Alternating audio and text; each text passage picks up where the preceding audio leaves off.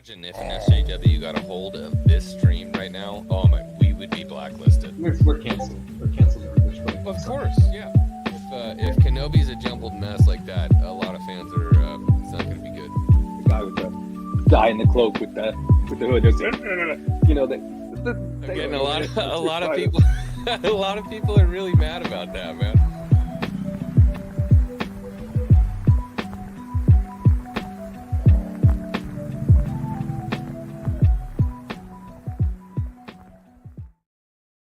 What's going on, everybody? Well, I'm not muted. Okay. Hey, what's going on, everybody? Welcome back to Late Night. It has been far too long. I am joined, as always, by the man with 99% bad takes. I didn't even give you that name. You did that to yourself. No, it wasn't me. Okay. Oh, sorry. Coach changed it in the last stream. Can I change that? You can change it, can't you? That's freaking hilarious. I don't know. I might want to leave it there. We'll see how the stream goes. Oh, fuck you. Oh, edit name. Here we go. I don't know. I just jumped over. I went to the bathroom. I jumped over here. I was like, it still says all right. We'll change it for you. We'll make it a little bit better. There we go. Muff. Okay, that's What's up, everybody? Hello, welcome back to Late Night. It has been far too long since you and I have sat down and just bitched at each other for like an hour and a half. We're not talking about Return of the Jedi, right? I missed that stream, didn't I? Oh, we're gonna get into your shit takes on Return of the Jedi. Don't worry. This is gonna be all Star Wars tonight. Hello, everybody in the chat. Good to see you. I saw Polly was in here saying first to troll. Polly Latino Slant was the first guy in the chat saying first to troll. Great Pilgrim says Return of the King referencing you, which is misguided, but that's okay. That's all right. Doom Guy is here. What's up? King's Advisors, the homie is here. Ivan, good to see you. Donna Hergenrether, hello. Steele Johnson, John Phillips, Star Wars Ladage is in the chat. That boy Steve, Brandon Alvarado, Valiant Archer, Bad Dad LLC. I like that. And then there's a chopper in the profile pic. Nice. I like that. That's good. Big Low is here. What's up, Big Low? Good to see you. Clifton 3D's in the chat. Hello, Daniel Fisher. What's going on? Donna Hergenrether is up in here. Darth Wizzy Wizard. Good to see all you guys. I'm sure we'll be joined by more, and I'm sorry if I don't grab you immediately, but we got to kick the show off. Wait, I have an important question to ask. Okay. What's going on? Something's going on. It's a temporary tattoo. Oh, I was gonna say, what is it? I've been like planning out getting my sleeve tattoo, but I didn't really know how I was gonna feel about it. And so I'm dicking around on TikTok and this ad comes up and it's like, hey, by the way, we sell giant temporary tattoos. You can get a sleeve tattoo if you want. And I'm like, dude, you know what? I should give it a try. And you know what? I like it.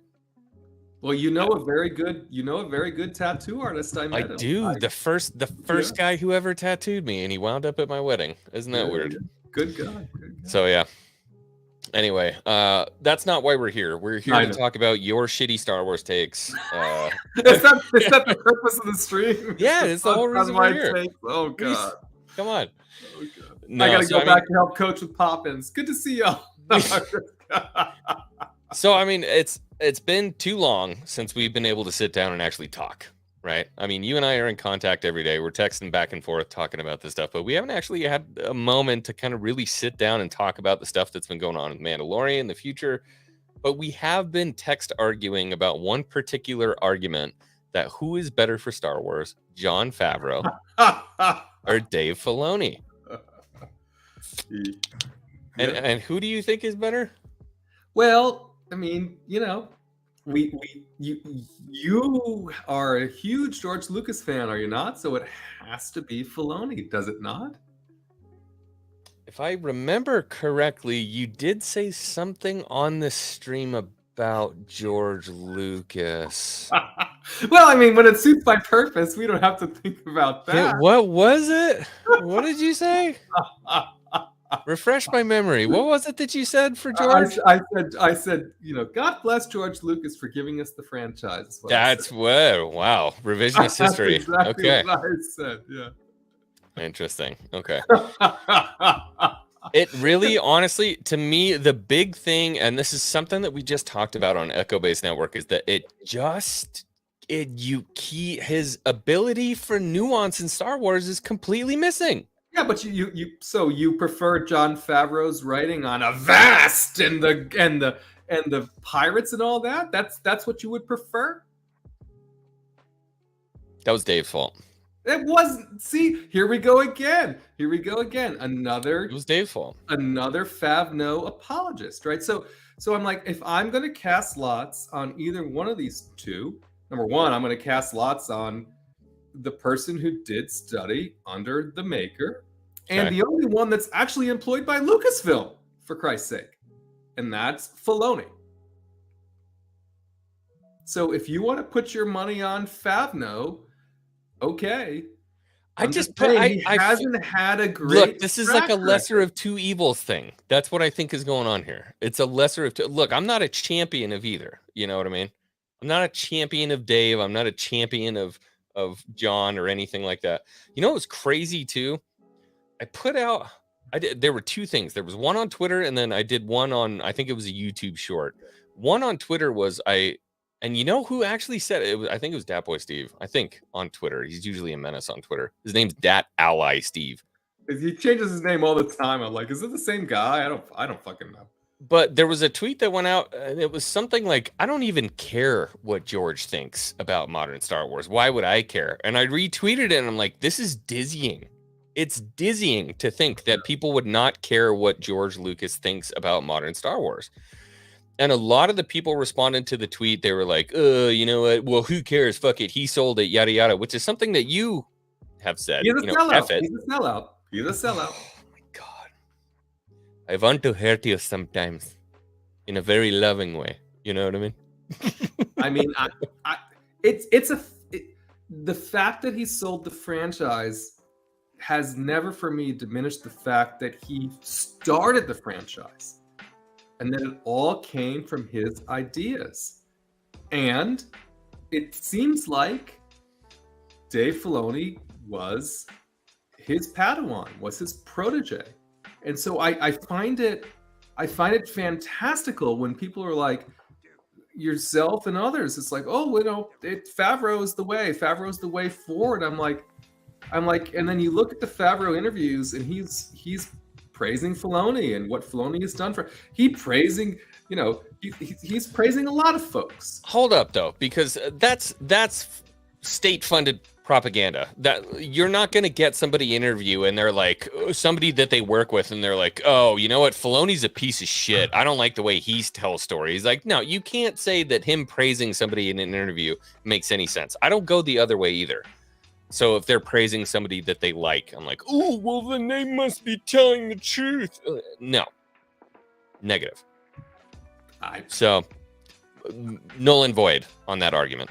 But I have to disagree, because I don't think he's praising Filoni because of the fact that he's being interviewed. I think he is praising Filoni because of the fact that he studied with and he's carrying forward George Lucas's legacy. And that's why I'm like, you know, Favreau is a great fan. I'm not disrespecting his fandom. But when it comes right down to it, he's you and I, right? In regards to where he's come from, what he's doing. Filoni literally studied under George Lucas. So I find it so interesting when people are like, no, it's Favreau. Favreau's the way. I'm like, he's a contractor. Okay, let me ask you this then. Who directed Empire Strikes Back? Oh, it was I thought that was a slam dunk for you. Irving Kershner. Yeah. It wasn't George Lucas, right? Well, but who told the story? Well, it was George Lucas's story. Right. Exactly. It was the universe that George created. Somebody else handled it. So did you call George Lucas a fucking sellout and a piece of shit that he let Irving Kershner direct Empire? Nope. Never said that. It's because it's George's universe. Other people can handle it, but you pay the respect to the creator. Star Wars doesn't exist without fucking George Lucas. And so that's my big kerfuffle about this stuff, is that, you know, you have Richard and Irving who directed, I would say, probably the two best Star Wars films, and then you have the prequels who were, you know, essentially divisive. And what about in the Star Return of the Wars fan Jedi? base. What happened with Return of the Jedi? Richard, same thing. It was a different director, but guess whose story it was? It was George Lucas. They paid respect to George Lucas's story. So now, I'm sorry, go ahead. No, I want to interrupt your, I'm sure, glorious argument here. My argument is going to remain the same, which is Dave Filoni was George Lucas's right-hand man at the end and was his heir apparent and has continued to be such even now. And again, I'm not trying to diminish, you know, I saw, you know, King's Advisors and everyone else always brings, you know, throws, you know, Iron Man and other things in my face or whatever. I'm not trying to say that Jon Favreau hasn't done things that people feel are great. I'm not an Iron Man fan. Okay, I'm an anomaly on Iron Man. I got that, right? But all I'm saying is, in regards to the Star Wars legacy, Filoni has been heir apparent. And I don't understand why anyone would think that Favreau could carry the franchise on further and better than Filoni. You ever seen Lord of the Rings? I don't get it. You ever seen Lord of the Rings? Or Yeah. I'm trying to think of like another good one. Game of Thrones. That's another good one. Mm-hmm. You have a good king, a true and noble just king who raises an heir. And the heir thinks they're doing the right thing, but it turns out they're just a chauvinistic, self-righteous prick.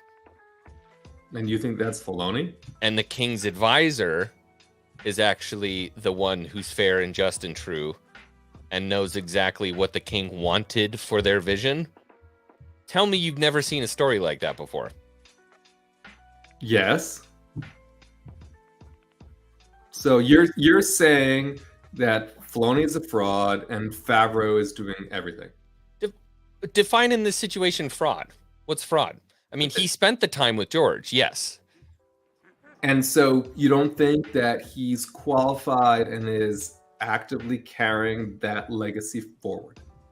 I think he's actively carrying it in the direction that he wants to take it without the either the ability or the wherewithal to understand what it actually should have been. Here, I'll give you an example. Hold on. Are you ready? Sure. Why a picture again? Oh my god.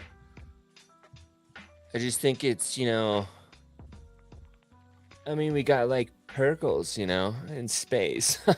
It's just, you know, I love it, you know, and I spent so much time with George on the ranch. Just, you know what I mean?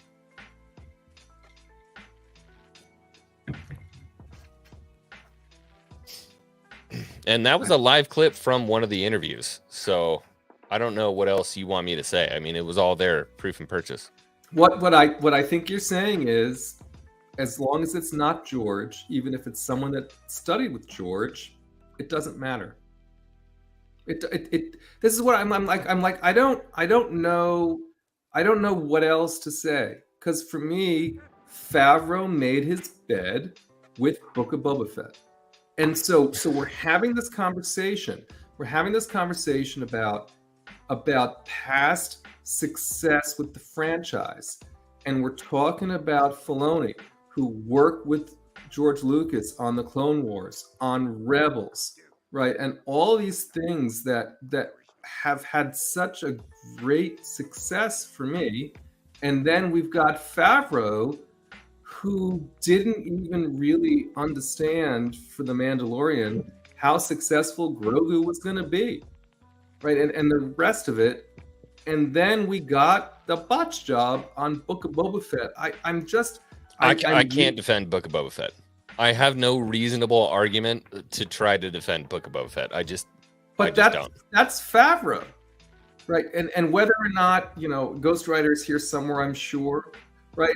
Whether or not you believe that he was or wasn't, everything that we have says he was responsible for it. It was his story, right? Just like the first episode of Mando season 3 was his story.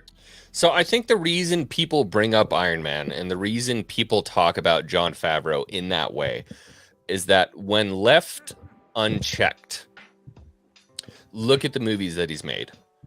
So Chef, absolutely incredible. Elf, absolutely incredible. Iron Man, absolutely incredible. These are all classics where he's taking his first stab at something that he has no business in being in, right?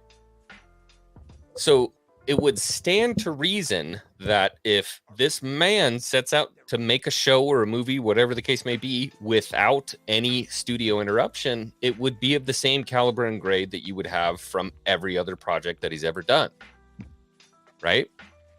So when we look at Boba Fett and we look at some of the things that happen there and we look at some of the things that the actors have said to John and different things, something doesn't quite add up there. You know what I mean? I feel like there had to have been something else going on. Yeah, what doesn't add up is he's a bad boss, right? He didn't write a good show, and he didn't manage well.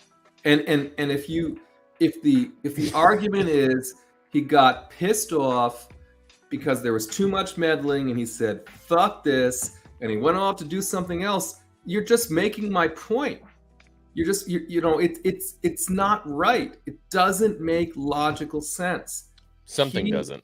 He is the guy when it comes to this stuff. And so I don't know how we give him a pass, even if that's true.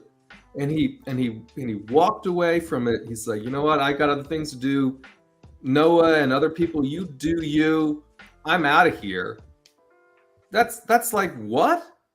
I mean, I'd love to do that at my job. Nah, I'm not feeling this. Well, he's not an employee. Just like you said, he's not an employee. He's a contractor. Yeah, but the terms of his contract were surely not, you can just fuck off whenever you want to. Maybe it wasn't written in there that you can't fuck off whenever you want to. so I'm like, I don't know why we're lauding him for the fact that here historically the last thing he did was not good,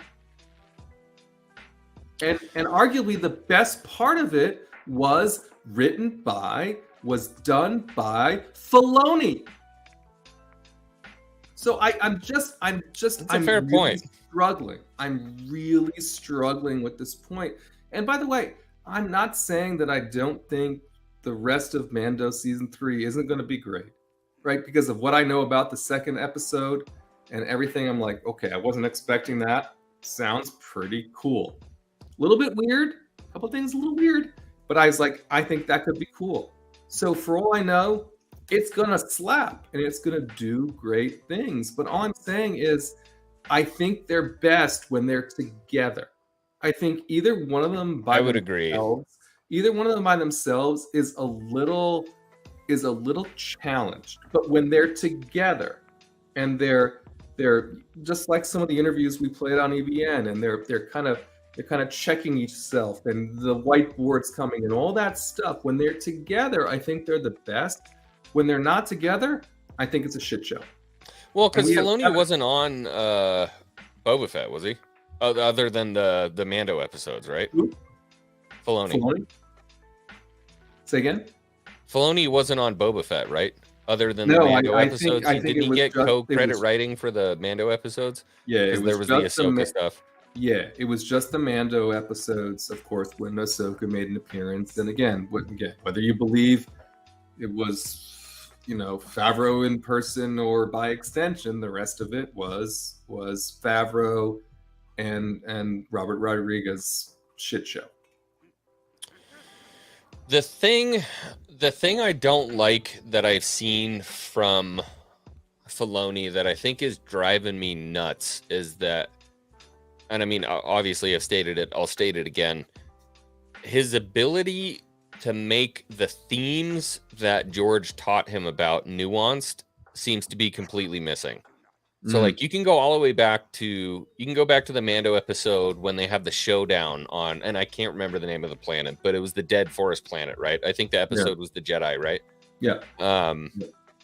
When you talk about it being on the nose, it was absolutely on the nose. The showdown in the middle of the street, that you had the, I mean, there were even almost the cinematic pauses that would have been the same in like a samurai film from Akira Kurosawa, like way too on the nose. And I don't know if he's getting exactly what George meant when he was like, you need to pull inspiration from, not mirror them. In some ways it makes sense when George was doing, the TIE fighter scenes and stuff like that, where he literally went shot for shot for a World War II, fighter reel, basically. But transforming it into the universe, I think that's the thing that people are really seeing and kind of catching on to, where it's like, I don't like how he does that in live action. He doesn't translate well into live action because it makes sense in animation. It doesn't translate well into live action. So you don't think that Ryan did a good job mentoring him? Rian Johnson? Yeah, that's the thing, right? So elaborate. When because now I'm really gonna fucking hate him. This is before, I think this is before you got on the stream, but there was there was some commentary that when Filoni was trying to make his entrance into live action, they mentored him, and they mentored him with Rian Johnson, with Gareth Edwards, because that was that time period. And so he was quite complimentary of his experience with both of those folks. But he said with Rian Johnson, Ryan was like, here, he gave him he's like, you do something now. And so he took a turn, what an idiot, directing a bit on The Last Jedi. And then there was some thought that, with his time with Gareth Edwards, that he might have had some directorial time in the Vader hallway scene. Yeah, for Rogue One. Yes. Yeah. That did come out recently. I think it's been since debunked, and that he might have had some editorial insight there and did some things. But all I'm saying is, he's credited, and the rest of the credits goes to, he said that Kathleen Kennedy helped him a lot, in making his foray into, live action.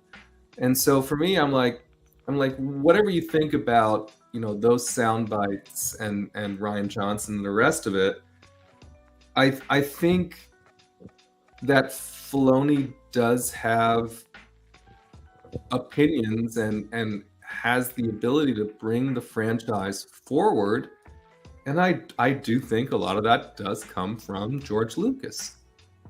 So on your point, do we think he's doing it the best way? Do we think that he's up to the task or fit for purpose or giving us what George would have done? That's a tough one for me because again, I always go to George relinquished his opportunity for us to say what he would have done when he sold the franchise. I just want him to speak out. I just want him to give us like a 5-minute interview and be like, what do you really think of what's going on right now? Never gonna happen. Never gonna happen. And then Datboy Steve saying Dave Skywalker was trained by George Kenobi and Emperor Johnson.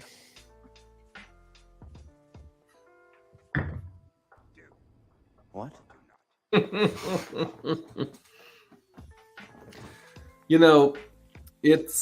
That's how you lose a wrench, bro.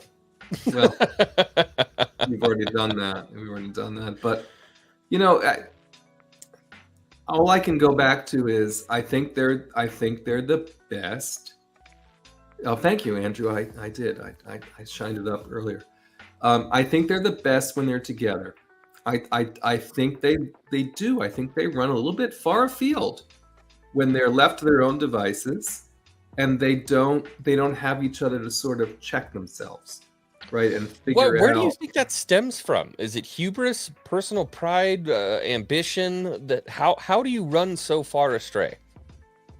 I mean, it's a serious question because I don't understand how you could be, like, they profess to be such massive fans of George Lucas, such massive fans of the stories that they had seen before, and yet it's so easy for them to run so far astray. I think they get weeded out in character stories as opposed to the broader story. And I think we've seen it in what happened in Book of Boba Fett with Favreau and Boba. And I hope we don't, but I think we've seen it a little bit in Tales of the Jedi and some of the other stuff that Filoni's done specifically with his favorite gal, right, with Ahsoka. I think they... God, he's got a hard on for that one. So that and Pirates too, apparently, right? But yeah, we got to get into Mando here in a minute, dude. But all I'm saying is, I think they get too weeded out in character, and then I think the story suffers for that a little bit. Reference: you should start everything we've been taught and everything that we enjoy says you should start with the story first, and then your characters do support that. But I get the personal impression with both of these folks that they sort of start with the characters and what they want to do with those and how they want that to happen. And then they sort of punch it up to the story, and then it gets fucked up, right? It doesn't. Well, but that's the thing. That's how you write a story. You write the story first and the characters support it. You don't, to me, you don't say, well, this character acts this way and does these things, so I want her or him to be involved in doing those things, and let's figure out a story that helps them do that. And that's what I feel like has been the problem here recently. I get what you're saying. Yeah. Yeah, it makes sense. All right. Well, I want to get into the Mando episode, but before I do any of that, not that anybody has super chatted anyways, but if you were thinking about super chatting tonight, don't do that. I've put something in the chat right now. I'm going to stick this on a banner down here on the bottom. So if you were thinking about dropping $1, $2, don't do it. We are going to be running a GoFundMe for the homie, the legendary Tron, a good friend of the community, been a good friend of mine. I had the opportunity to hang out with him in Nashville. He ran over my foot. I took his water bottle and filled it up with a it up with the rum and coke. So funny. That was so funny. But basically, what we're doing is we're doing a fundraiser for Tron because Tron needs some new equipment. Tron needs a new graphics card to keep running his channel. And to anybody who doesn't know who the legendary Tron is, Tron has cerebral palsy, and he is a streamer.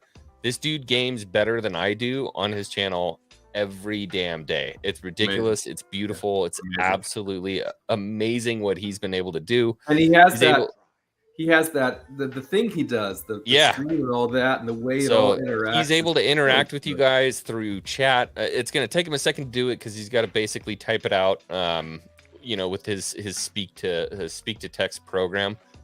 But inspiring doesn't even begin to describe it. So this dude needs some gear. I've set up the GoFundMe. I put it in the chat right now. If you can pop over, if you got $2, you got $5, you got 100, you got 500. If you got $1,000, just drop it in the GoFundMe. And please, I've put the link to his channel as well. I would love to, if you can't donate, just give him a subscribe. Pop over when he's streaming. Just say what's up and say hi to the homie. We're doing pretty good so far. We're doing pretty good. How much is raised? Here, hold on. Let me share the screen right quick. Bam. We're already at $345. Nice. And we got to get to 1,500. So we're on a roll. I mean, this thing just went live not all that long ago. Toddzilla's already dropped in for 40. Erica Lawrence dropped in for $100. David, see, and this is the beautiful thing. Like, dude, $5. Just dropping in for $5. It's so awesome. Oh, there's another member of the community who I know who's in the chat here. Wish to remain anonymous for $100. Thank you. And then I dropped $100 in to get it kicked off. So, if we just band together as a community, it's not going to take all that long to get there. And I'll be parading around and, you know, doing the old clown show to make sure we get him where he needs to be by the end of the week. I love the picture you put of him. He just so, like earlier today, he was just so happy. And yeah, dude. I mean, the guy's time.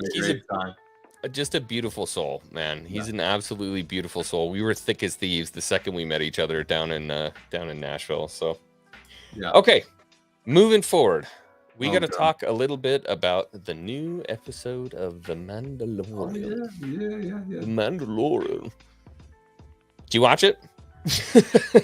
Nah, I skipped it. Nah. You know what's funny though? I've started the Bad Batch episode 3 times. I've figured out something else to do halfway through somehow. You have it was a much better episode than this season premiere of a lot of people have said that it was a much better episode, and you know, it starts out with the clone commander and the commando, and somehow I wind up on my phone 5 minutes, and then my wife is like, "Hey, babe," and it's gone, and I have to restart it, and then I repeat the process. Well, I mean, part of what they did in that. So, I mean, Tantus is back. You know, that was cool. There's a new big bad. You know, Dr. Hemlock, cool name.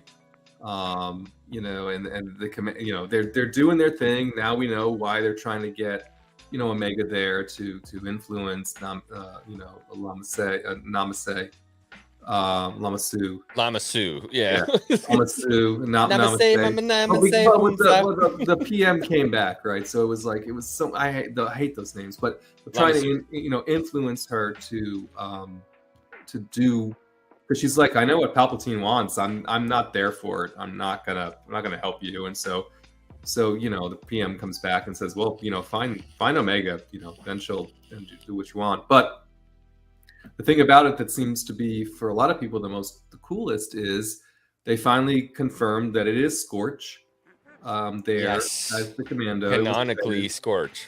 And Hemlock said to Scorch, find these folks. And I personally think he's going to get Crosshair and they're going to go. And so we're going to get the whole rest of the season is apparently a very Tantus oriented. It's so funny you said Mandalorian, and I'm prattling on about why I like the Bad Batch better. But anyway, I was gonna piggyback off of what you were saying. I saw a bunch of articles saying that, and there's been a lot of that we can, maybe before we get into the episode we can kind of talk about this, but there's been a lot of articles this week that have been absolutely stretches for me when it comes to bashing Star Wars, and I never shy away from bashing Disney Star Wars. And even I look at the articles and I'm like, it's kind of a stretch. And they're bashing because they don't feel like the premiere. No, it wasn't the premiere. This was about Bad Batch. It was about Scorch. And it was Disney bastardizing another character, and they were talking about Scorch. I didn't read the article because I hadn't seen the episode yet. I didn't see any of those, yeah. But it was so interesting to me that this article came out that said they were bastardizing Scorch. And in my mind, I'm like, holy shit, Scorch is canon, bro.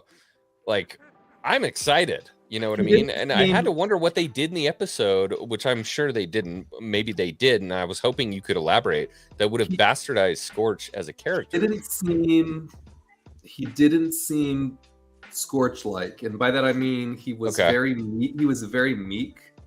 And he was just kind of Scorch.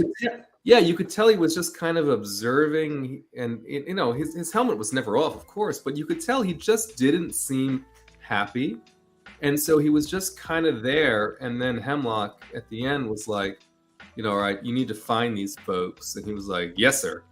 And then the episode sort of ended, and so I'm kind of like. You know, for folks that understand and have that, he just didn't seem very Delta Squad. Not at all. He just seemed like a boss clone guy, right? There wasn't anything special about him other than he was Scorch. I mean, you could tell his coloration and all the rest of it. I mean, so to anybody who doesn't know in the chat, by the way, Scorch is one of the members of Delta Squad, which was basically the original Bad Batch. That we got in a video game from, gosh, I don't even remember what year it was, but you were a specialized group of commando clones who basically ran the war. They were total badasses. And so, yeah, they were decanonized for a very long time. And then now that we see Scorch, basically Delta Squad is canonized. And I have to agree 100% here. Delta Squad, way better than Bad Batch. Well, Ladaj is saying he didn't even. Awesome, Seb. Ladaj is saying he didn't even say one word, right? I thought maybe I thought he said yes, sir. But anyway, you look at it, it was, you know, we expect more from Delta Squad, right? I mean, they're kick-ass.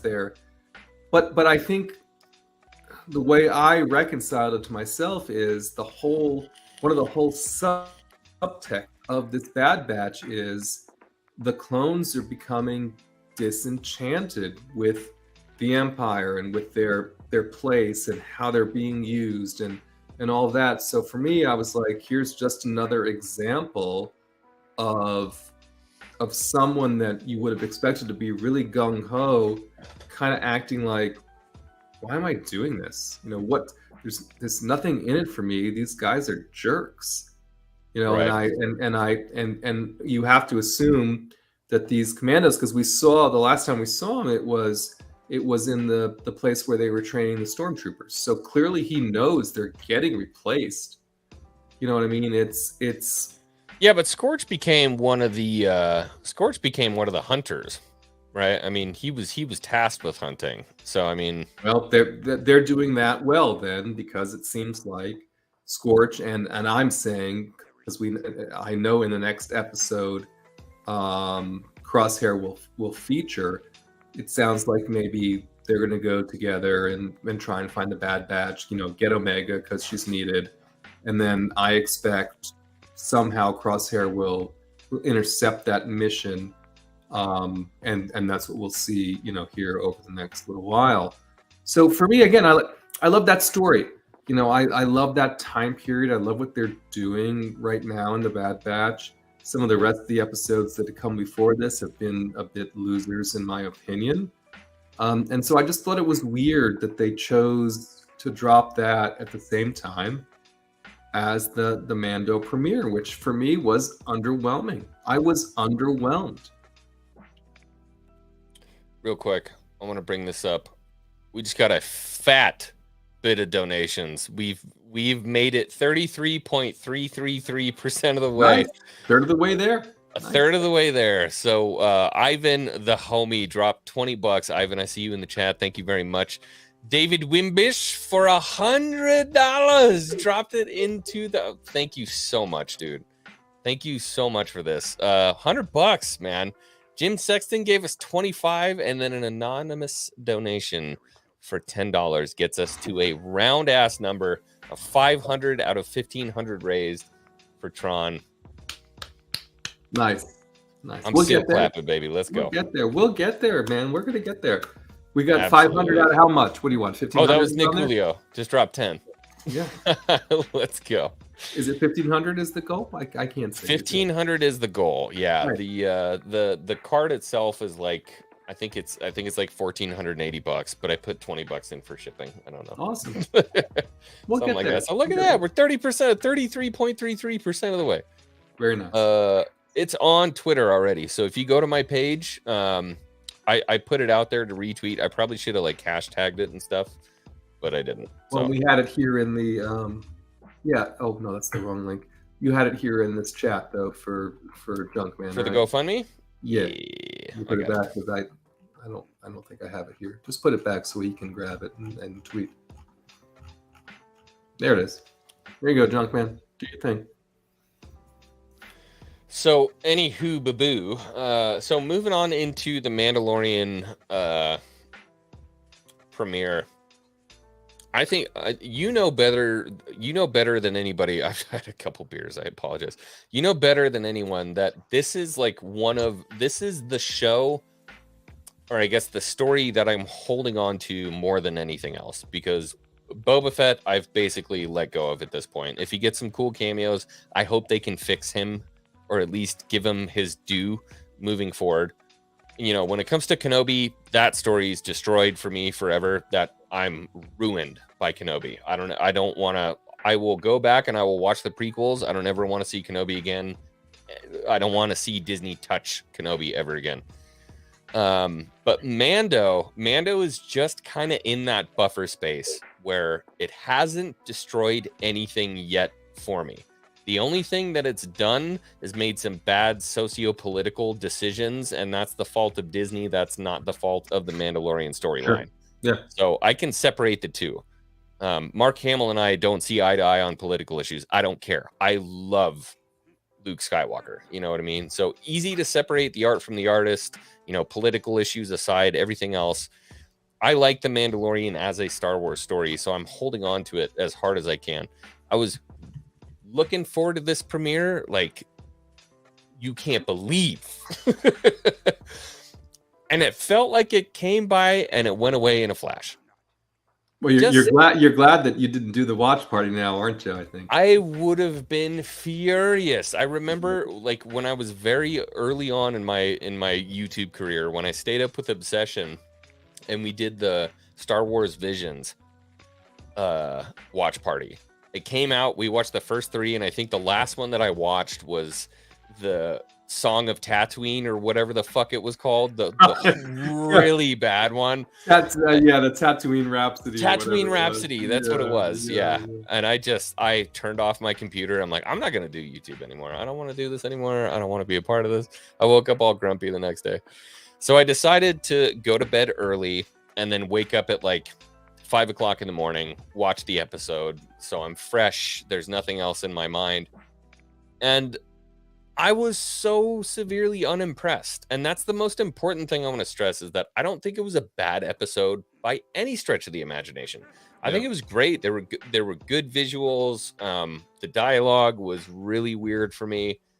We'll get into the pirate guy at some point, but it didn't really give me the draw that I was like, oh shit, Mando's back, bitches. It was just like, oh, okay.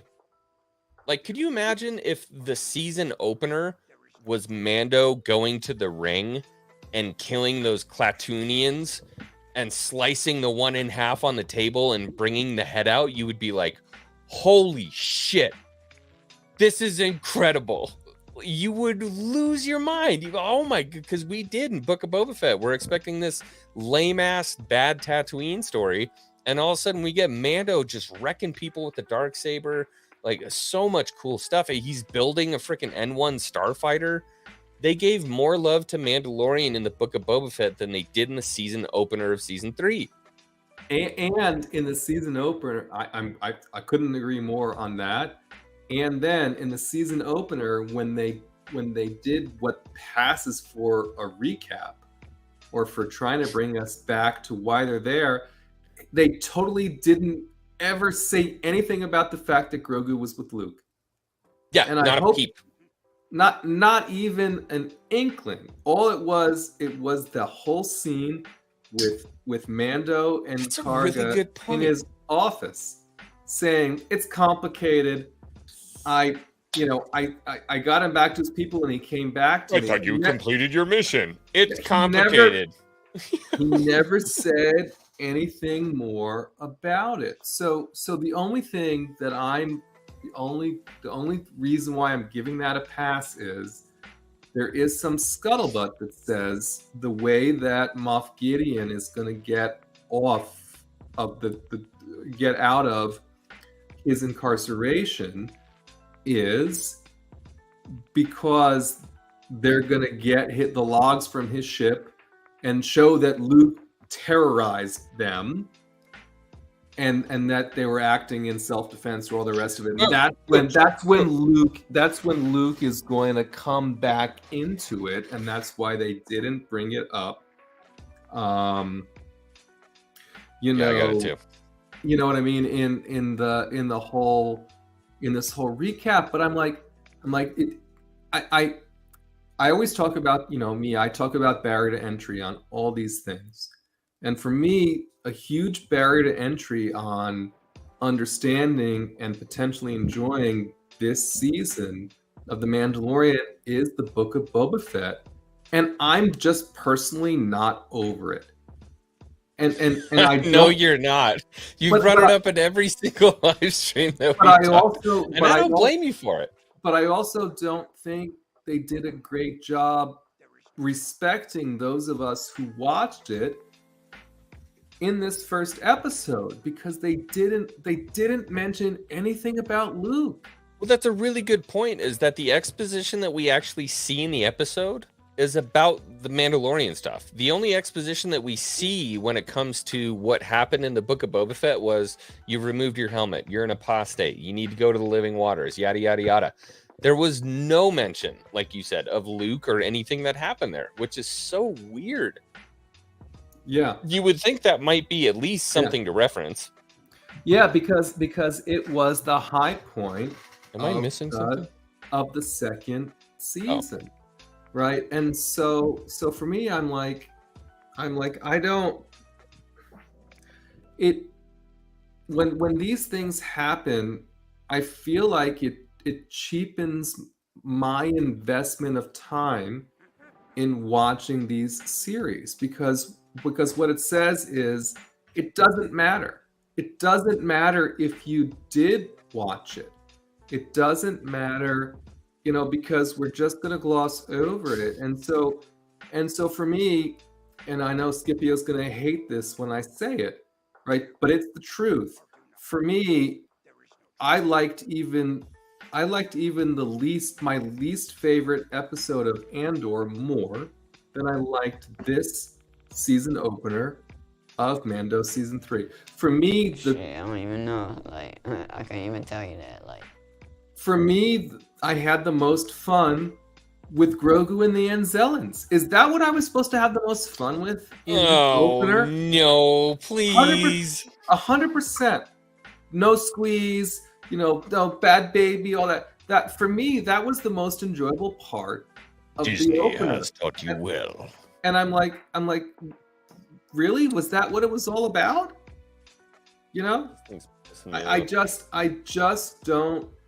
I just don't get the decisions they made. And if they made a premiere that was the first two, and if they sent screeners out that was the first two, why didn't they give us the first two? I just to milk it for an extra week?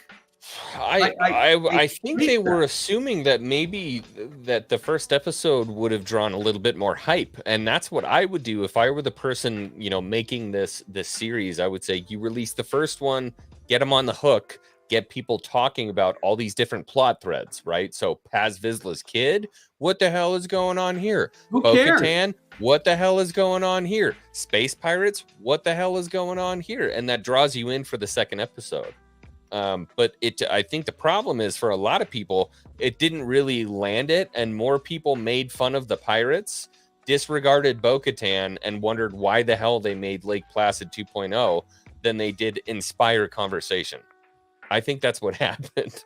And I mean, if it comes to pass that was Jimmy Kimmel's cousin, by the way, right? The kid that plays Ragnar, it was the same kid that he was the same kid that played the young Tusken. Oh, really? Kid. Yeah, it's the same kid. It's Jimmy Kimmel's cousin. Interesting. But anyway, that's irrelevant, I suppose. But if they set that up as a Vizsla and all the rest of it, and then Jimmy Kimmel's like 50. How is that his cousin? His cousin's kid or some second cousin's kid makes more sense. Yeah, second cousin. But I was like, if they're setting that up, to be relevant later, I'm still like, I'm just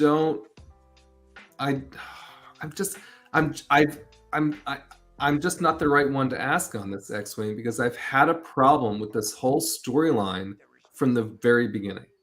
No, you had a problem with it in Book of Boba Fett. No, but I'm talking about Mando 3 being very focused on getting back to Mandalore and retaking the planet and doing things which seem to be very different than what hooked us into The Mandalorian for the first two seasons, understanding that they culminated that with Grogu getting rescued by Luke. Right. So that was the first two seasons, was a father's love, right? That was the first two seasons, was Mando learning how to become basically a father, and then he gives the kid away end of story. And then now it's like, psych, bitches, we're back. By the way, none of that matters. The whole journey that you took means nothing.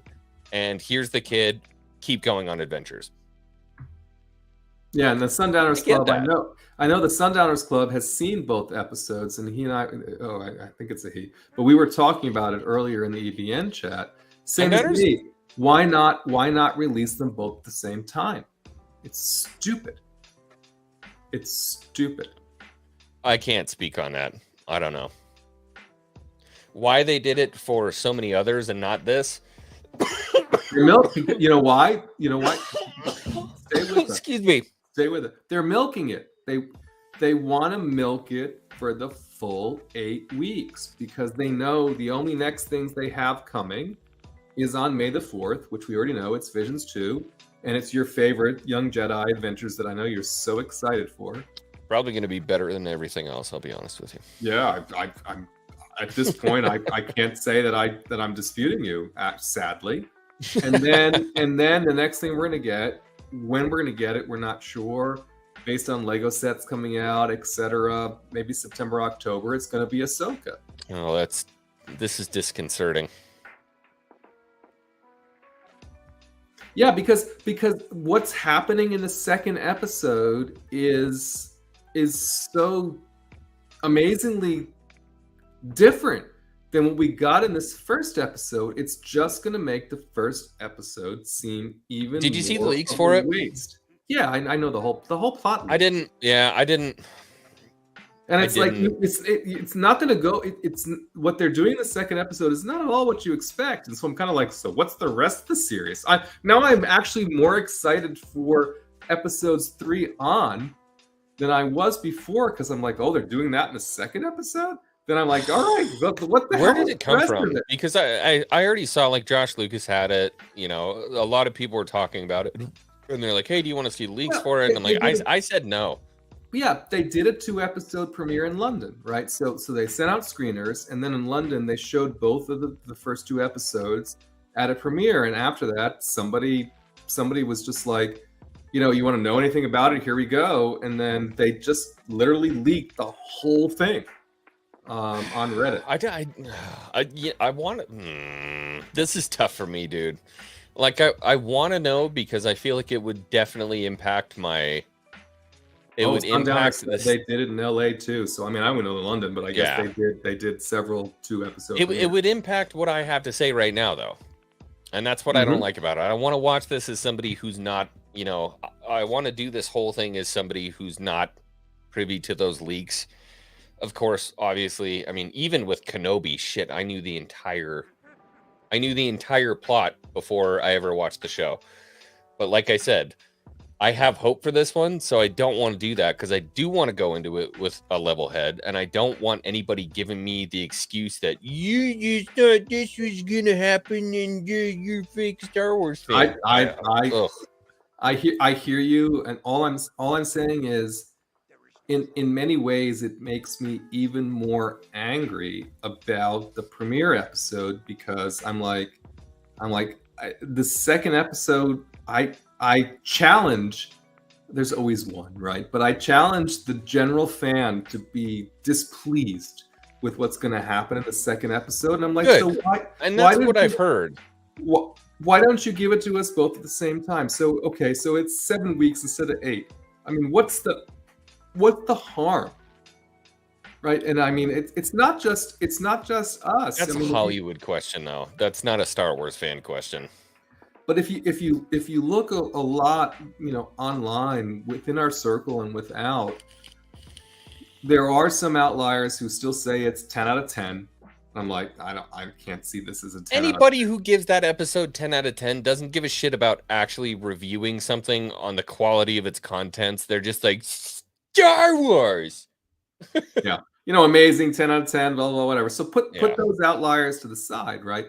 I think the general consensus, again, it's not a scientific study, right? But the general consensus is it's in the 7-ish range, which again, it's not a bad score, but it's not a knock it out of the park. We've hooked you.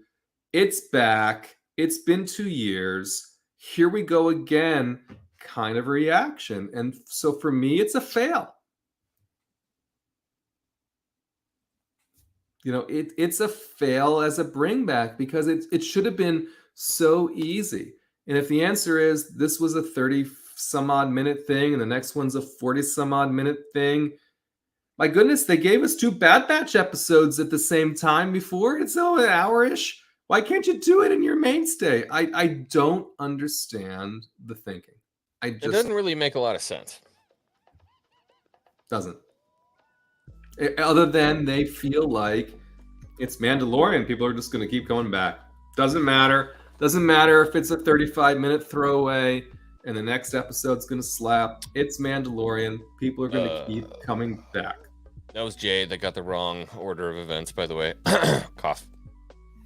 You know what I mean? It's like, so again, that's just one more thing where I'm like, you just keep knocking me down on this series. So I hope, you know, God willing, next weekend we can do this again, and we're both gonna have a whole different outlook on where it's at with the series. But I feel like they just didn't do it. They just didn't do it in the first episode for me. After chapter 16, you really got to bring it in the first episode. I mean, after the reaction that you had from the fan base, everything that occurred, I feel like it would be top of mind for anybody to be like, we got to make some fireworks. I know that it's not going to be Luke returning, but I mean, we got to do something that's going to absolutely wow people. And I feel like that was the gator for them.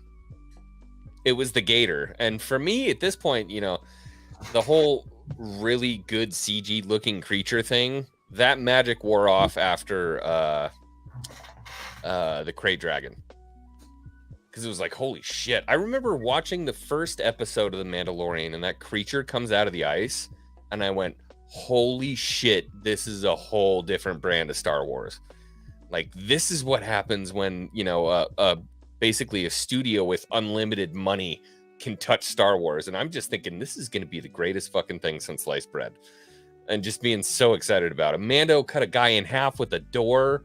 You know, the fucking Razor Crest pulls out. They bring back the rifle from the holiday special. That creature comes out of the ice. And I'm like, this is fucking amazing. Just like losing my mind. Well, on this point, Mac Daddy just said in the chat, they just closed a synapse for me, which is what I was going to say, which is those 2 episodes from the Book of Boba Fett should have been the start of Mando season 3. Agreed. And if they had done that, all my fucking gripes right now would have evaporated. And then they wouldn't have had to do, it would have been a 2-for-1, if you will, right? They could have put those 2 episodes where they belonged, and this first episode that we got really didn't need to exist, right? With the exception of the fact that they did a little bit more lore building on the Mandalorian baptism, and I think the Ragnar, the kid, the Vizsla's kid, and all that. I think there's Ragnar Vizsla. Yeah, it's apparently his name is Ragnar, and apparently he's Vizsla's kid. So I think that's there is only one Ragnar, and his name is Ragnar Lothbrok. And I think that's unfortunately relevant later. So they would have had to do something with that. But I mean, if they would have just put those 2 episodes where they belonged, we wouldn't have needed this nonsense, right? And I mean, the Anselans and all that, okay, that was cute. I mean, but you could have done that. We haven't even gotten that far yet. What do you mean? They could have done that a different way, you know. Put these. So for me, I'm like, that's where I feel they cheaped out on us, because they put the best part of the start of this season, if you will, in Book of Boba Fett. In the Book of Boba Fett. Yeah. If this season had started out with a quiet trip through space, a crazy, weird celestial ring that we've never seen before, except for in Halo, you know, for Star Wars, the guy's running bounties. Grogu's gone. Yeah. Where the fuck is Grogu? I don't know. He's gone. He's off with Luke. You know what I mean? So what the hell has Mando been up to this entire time? Well, he's chopping people in half with a fucking darksaber and bringing their heads in for bounties. I'm like, that's my man. That's Mando. He's doing what he knows how to do. I mean, it cycles all the way back to the very first time we see Mando without Grogu when he chops somebody in half with a fucking door. Now he's chopping people in half with the darksaber. Perfect. Like, yes. And again, in the Sundowners Club in chat is unfortunately just making my point even further. It should have been. See, yeah, don't tell me that. No, it should have been together, right? The 2 episodes should have been together, and I don't know why. Yeah. They chose not to do that. Other than that's the Mandalorian. They're gonna watch again. Well, okay, fine. There's some hubris there. If what you say is true. If you don't like the second episode, I will be beside myself. Okay. Seriously. All right. Question from Moni G. I need to watch the first episode with my folks. Is it a must to watch the Book of Boba Fett Mando episodes first, or wait to see if they even notice? Now I'm thinking I need to wait to show them episode 1 and 2. If it were me and I could go back and do it all again, I would never watch those 2 episodes of Book of Boba Fett. I would give the opposite advice. I would say those 2 episodes of Book of Boba Fett should be watched before. I don't. Mando 3. But they're amazing. And that's so funny. It's when you go back and you talk about it. A lot of people talk crap on those 2 episodes of Book of Boba Fett, and they're like, "It's so dumb. They just shoved that in there." Blah blah blah. I'm like, that was the best part of the show.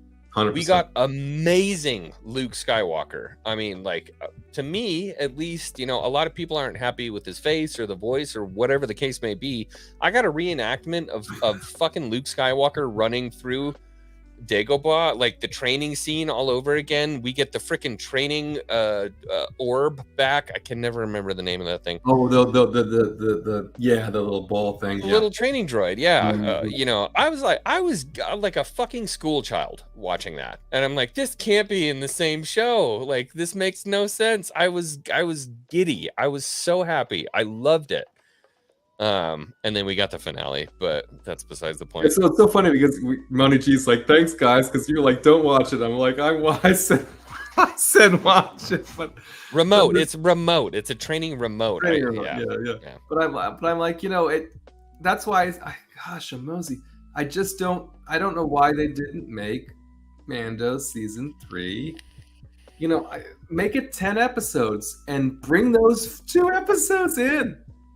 I'm like, I don't want them to be like, I don't want them to cheap out on us, right? So they're like, and so it's like 6 episodes, and those are 2 of the 8. But I'm just like, bring those in. You know what I mean? As a part of the whole situation, and yet I just feel disrespected for watching that series. I just do. All right, let's hold on.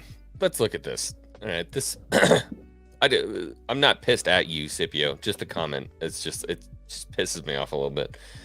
What you guys don't get is that the 2 Mando episodes in Boba are self-contained. They have nothing to do with Mando season 3. Come on, man. Well, how does it not have anything to do with Mando season 3? What the fuck are you talking about? It's completely wrong. They have everything to do with Mando season 3. Seasons 1 and 2 was the journey of bringing Grogu to a Jedi. That was the whole point. At the end of the fucking season, he gets him to the Jedi. And then what happens in Book of Boba Fett? The Jedi's like, "Aight, peace, bitch," and just sends him off, completely negating the entire story that happens in season 1 and 2. Scipio, I love you, by the way. Please don't be mad at me. This is just discourse. How is it not? And then they explain it, with Grogu spinning in his chair, stealing Skittles and 35 seconds worth of dialogue between. I think they were kidney beans. Oh, they kidney beans? We don't know. Skittles. I don't know. Yeah, But with 35 seconds worth of dialogue between Mando and Grief Karga, which again still doesn't bear any kind of deference to what happened in those 2 episodes. I just don't understand it. And all the interviews that have been touching on this makes me understand it even less, because it seems like the way all those questions are answered is, we don't really know either. Dude, oh my god, we're gonna touch on that too. Do you see who wound up in the chat? Who is it? Oh, Trunk Fibio's here. Good to see you, Jay. I mean, most. So, okay, I don't want to get too far off track here, but yeah, Scipio, I've loved having you. Okay, hold on. We got an answer. You're wrong. That was Boba season last episode dealing with Grogu coming back to Mando. No, X-Wing, no, you're wrong. That was Boba season last episode dealing with Grogu coming back to Mando. Yeah, it was the season finale when fucking R2. Oh, I'm sorry. Yeah, when he gets the Uber coming back to I guess what I don't understand is how you're saying that those 2 were self-contained and they have nothing to do with season 3 when it has everything to do with season 3. Anything to do with Mando and going to see Grogu, any of that has to do with Mandalorian. It was the Mandalorian episodes of the Book of Boba Fett. I guess, okay, here's what I'll say, Scipio. Elaborate if you can, because I'm willing to have this conversation through chat. I love interacting with you guys and having these conversations. So elaborate a little bit more in chat as to why you think that they do not intersect or interact, or how they're self-contained, because I'm interested to hear for sure. Junkman says, I saw Luke Skywalker, so it's the best. Yeah.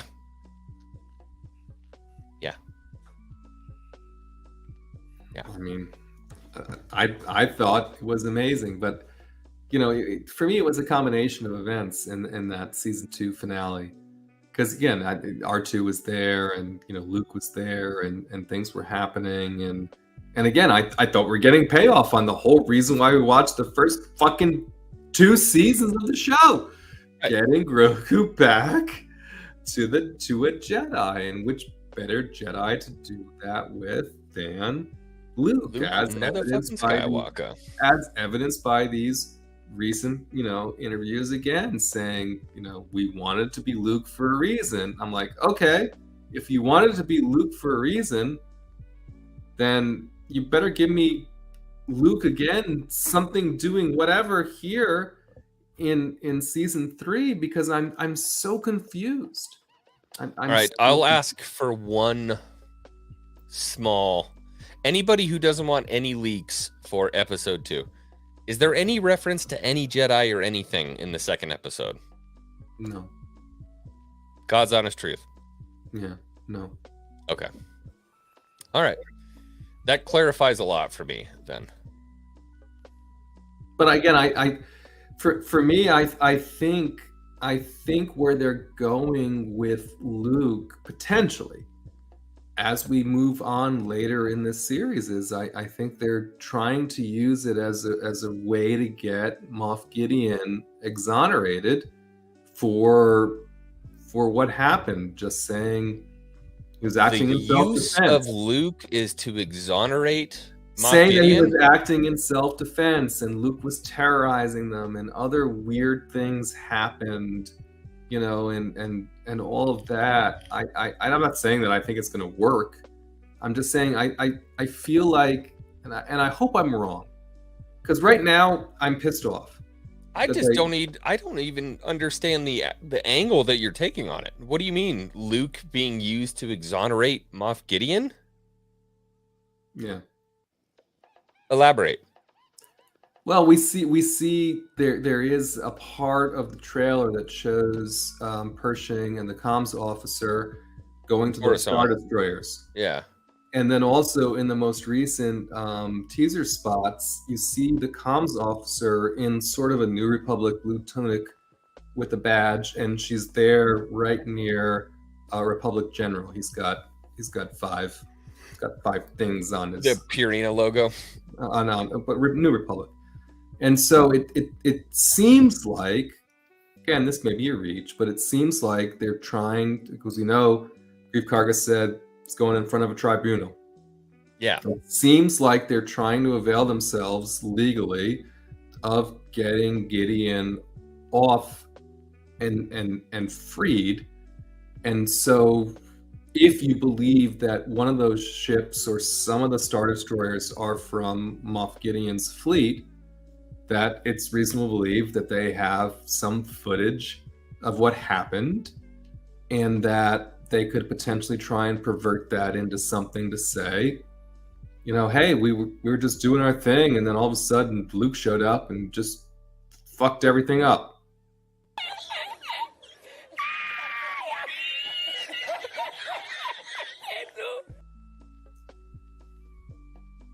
Just saying. Lame.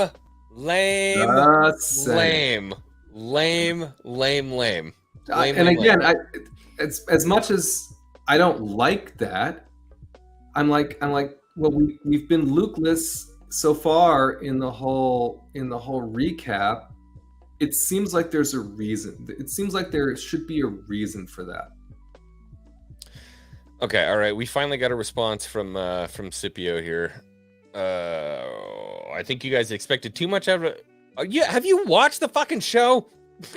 And I hear Nikki in my head, because she and I had this conversation on Discord also. It's always just wait till the next episode. It's well, weird. no, it's not even that. That's not what I'm saying. What I'm saying is, as I've given my reviews and I've talked about the show, everything I've said is I didn't like this, but I feel like a lot of this stuff is going to get fleshed out if you wait until the next couple episodes. So what am I expecting too much of? And what does that have to do with the original conversation about how the Book of Boba Fett episodes are not tied into Mando Season 3? But it shouldn't have been. There's so many things about that I have a problem with. Wait. It shouldn't have been 30 minutes. Right? Is that a different Luke? Yeah, it's different Luke. Every other streaming platform shows that I watch are all more than 35 minutes. Right? So I don't understand. Paramount Plus, Picard Season 3, every fucking episode has been approaching an hour. Yeah. I don't understand why we should be contented on Disney Plus, that's supposed to be the premiere of the premiere in their flagship show, getting even old school TV. 35 minutes with beginning credits, ending credits, recaps. It's like even 26 minutes. Even the shittiest normal television on network is 43 minutes after you take the commercials out. They couldn't even give us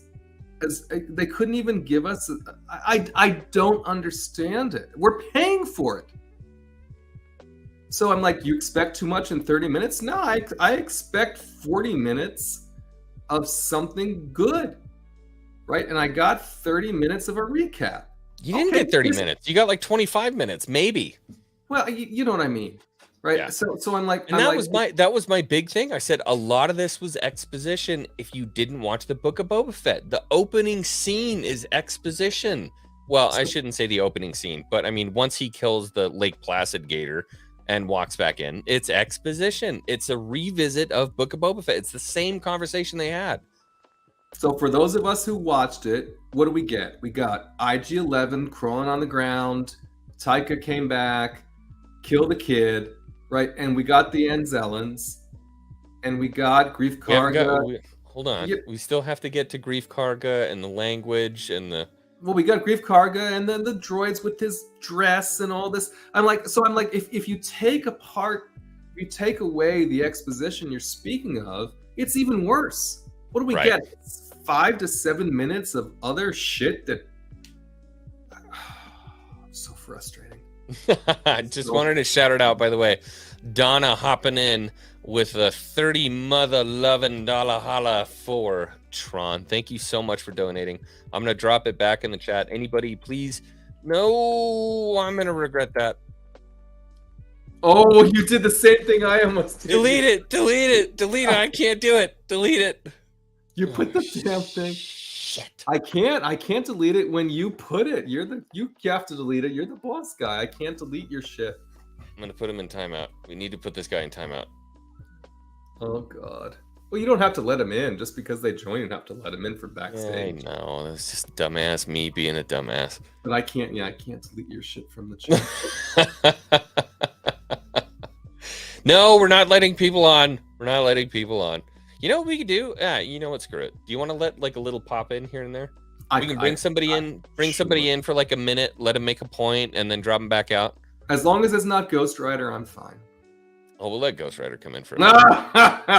All right, to anybody who sees the link, if you want to pop in for like it's going to be like a question, like pop in, ask a question, and then I'm going to drop you out.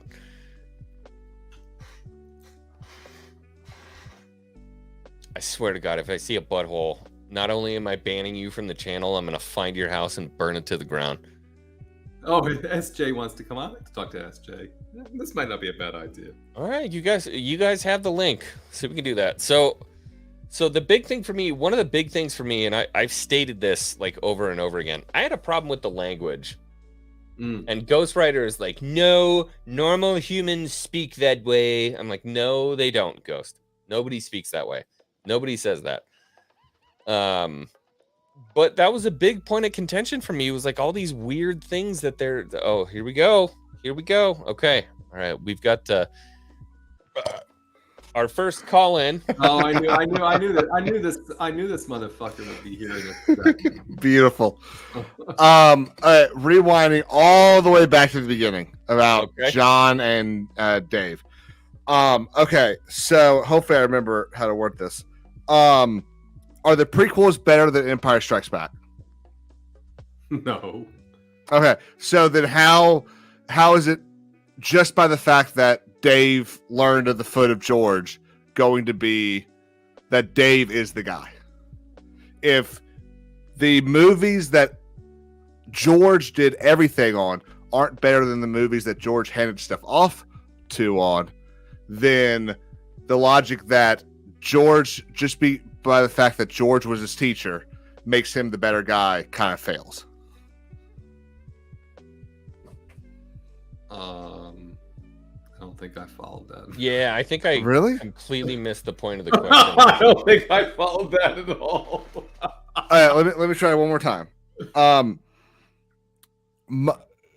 Matt says that because Dave Filoni learned from George that it should be his show. Okay, but the movies that George was in total command are not better than the movies where he handed off command to. So just learning from George should not be the thing that makes him the guy. He's making the same Irving Kershner argument that I made earlier on. Yeah, I guess so. All right, I just want to say that. I'll go ahead and pop myself out. Okay, love you, buddy. I'll be playing chess with him later. Big hand for Caleb. All right, that was not a very successful first pop-in question. We're gonna keep it rolling. Next one popping in the chat here. We've got Ghost Rider. Ghost Rider, welcome. Oh my God! Welcome to the program. I told you no. Ghost Rider. Again, as stated, this is going to be a question, possible repost, and then that's it. All right, go ahead. State your question. What was it? I was busy checking on stuff. What was the question? You're the one who states. Oh, my question. This is going horribly.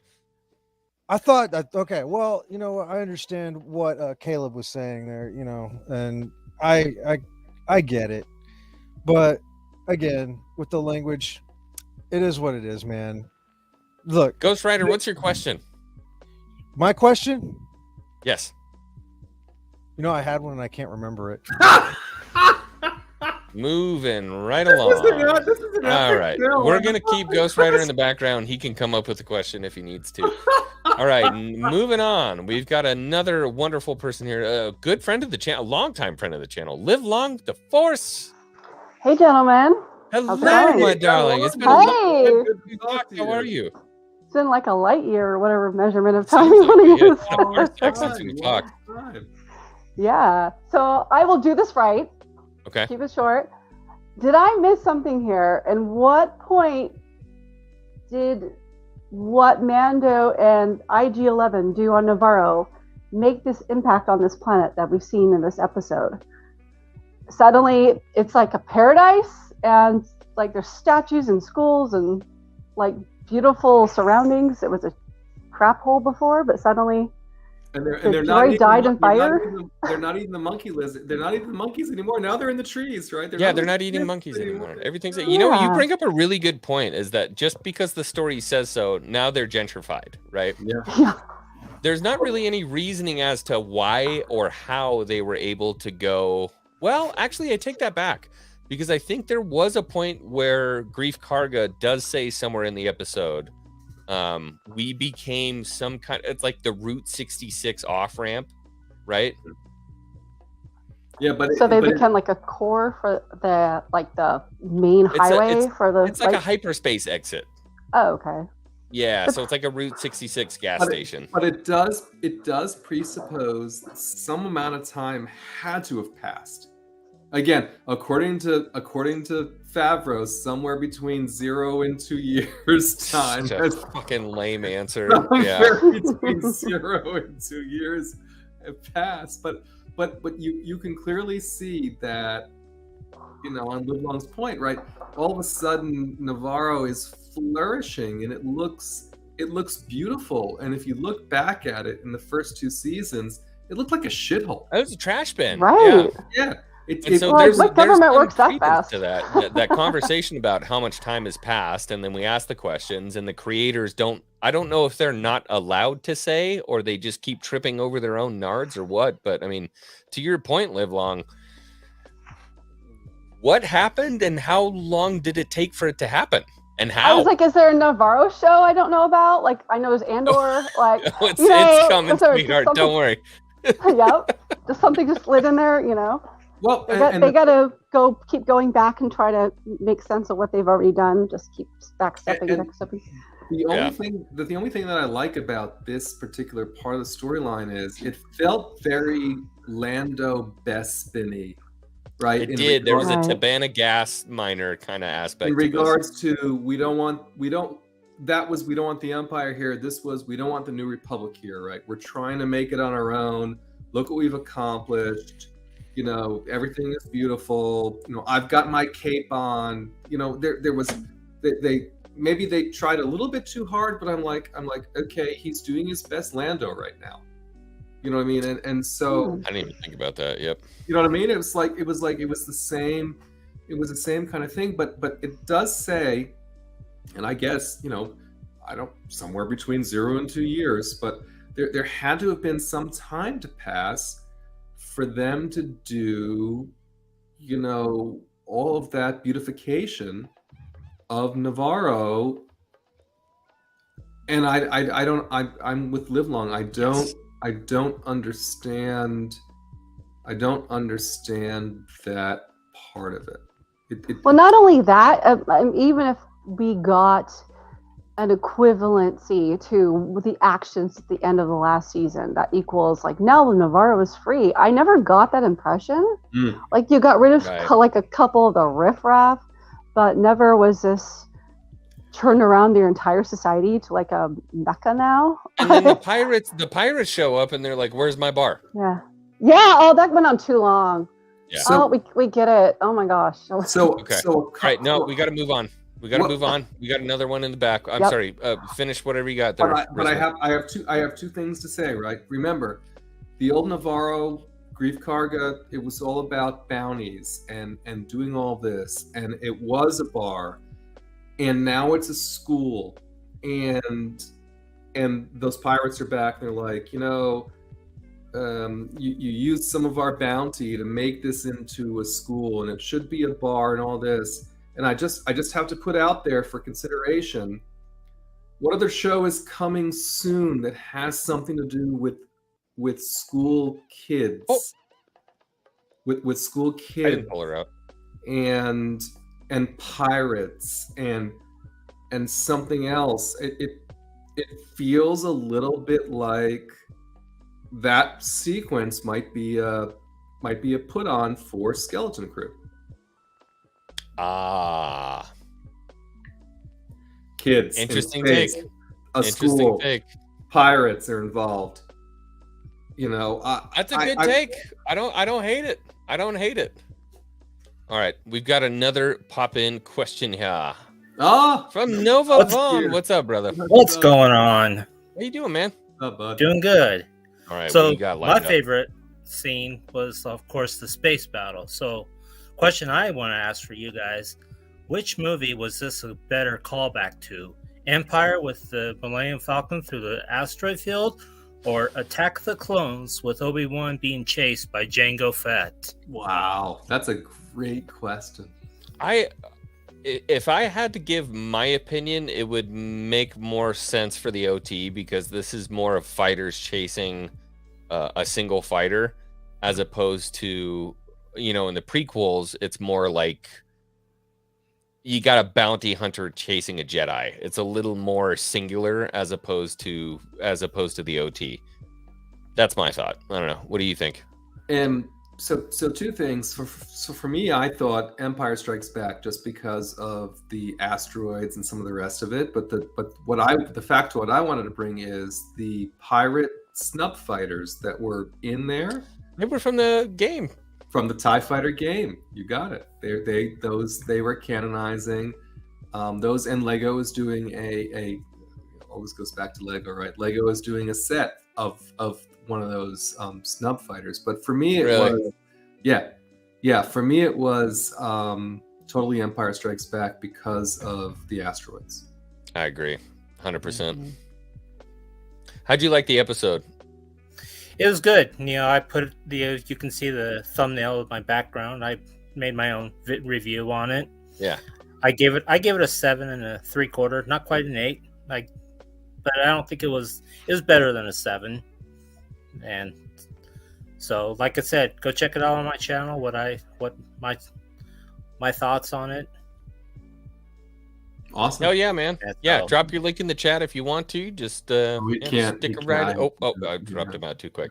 Thanks for popping on, bud. Good to see you, man. Just remember, it's never too late for a new beginning in your life. So be positive, be cool, and you'll be all right. Amen to that, dude. Great to see you. Savior's criminy. That's a good one. Oh God. More? Yeah. Oh my. I can already tell by the background. I know exactly who this is. Oh no. Next question. I hate woke Star Wars. I just want to say junkmanmerch.com and thatjunkman.com. What's that Junkman?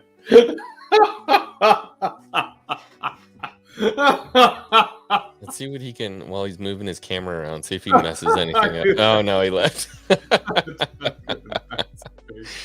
Oh my God. All right, I'll drop the link one more time. I think we're gonna call it on questions. If anybody wants to pop in for one more, we might have Maria one. needs to come on because she said she's so drunk. Oh God, I love Drunk Maria. Drunk Maria is like one of my favorites. Oh yeah, I just got it in private chat. That's all I needed. All right, good job, Junk. Junk man is the greatest. What were we talking about before we started these pop-ins, by the way? You had something on the screen. I don't even know what it was. I don't know, but I feel like this should be a thing from now on. We have to have people pop in, ask a question. I feel I'll make a whole segment and everything. We'll make it a whole thing. Yeah, pop-ins I like in this the a right lot. circumstances are totally okay. It's just when they go on and on and on and on. We call these shotgun pop-ins, right? Shotgun pop-ins. Shotgun pop-ins. Yeah, I like that. We got to come up with a name for it, though. We'll brainstorm on that. But I think this should be, moving forward, this should be a thing that should always be a part of late nights. Speaking of who, late night and drunk. Is it Maria? I thought it was going to be.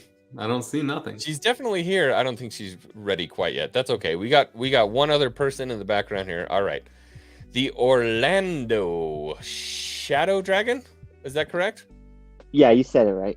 Is that Shadow Dragon? Yeah. What's up, guys? What's up, brother? What's going on? Oh, doing well. What's your question?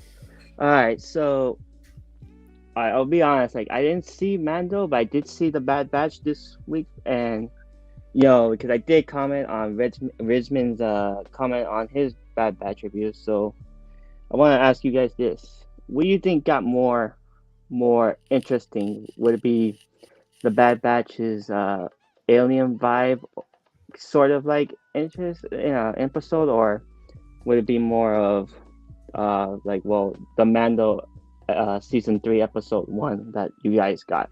So like what got more of its attention? Like what you're asking? You're asking why did I like the Bad Batch more than the Mando? Something like that. So for me, yeah, I mean, it was totally. I mean, they've been doing a lot of this, the callbacks to other things, and it was absolutely they were calling to Alien, and I mean, what an amazing movie! Obviously, I mean, X-Men. You haven't seen it, right? Again, I've watched the beginning about 12 times. And I think at this point, I may have watched it in like a sleep-induced state because I'm remembering things that you're bringing up as you say them. Well, I mean, the whole thing was continuing. I can't believe you wouldn't have. This is why I thought you would have loved it, right? It was continuing the Clone Wars arc about the Zillo Beast, right? This whole thing was the whole alien-esque part of it was the Zillo Beast got loose, and the ship that they were on became derelict, and then Sid learned, okay, we got a ship to plunder, go and plunder, and she had no idea, we think, that it was a cloning ship and the Zillo Beast and all that, and that's when the Bad Batch showed up to plunder the ship. And so it was, they even brought in some of the alien music. I mean, it was really, it was creepy, right? When they were walking around that ship, and previous to that, we see the Beast, grabbing at commando troopers and all of the rest of it. And so I liked the tenor of the episode. It felt very adult, and it was just really, really, really creepy.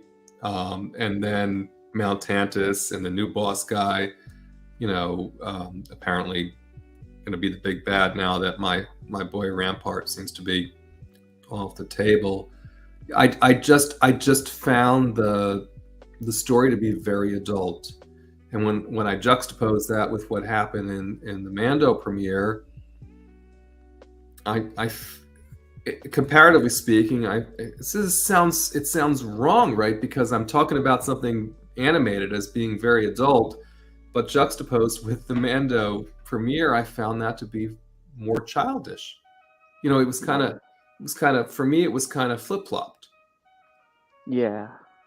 I mean, just seeing that new Doctor, I mean, he kind of reminded me of what's his name from Jurassic Park, that Wu guy, Henry Wu. Yeah. I felt that vibe, and like just hearing his voice is like, you know what, this guy is kind of like the villain from Jurassic Park or something like that. Well, I mean, they named him Hemlock, right? I mean, Socrates died from hemlock poisoning, right? Hemlock is not a friendly name, and he lived up to that, in my opinion. We'll get an evil Doug Chang as the cloning scientist. How about that? Yeah. I mean, just I mean, like I'll make it real quick. This last part, like, yeah, just seeing him. I mean, just the design that they made him look like. It's just like, like they just almost made like a Henry Wu type, or just. And he has a gloved hand, and we don't know why.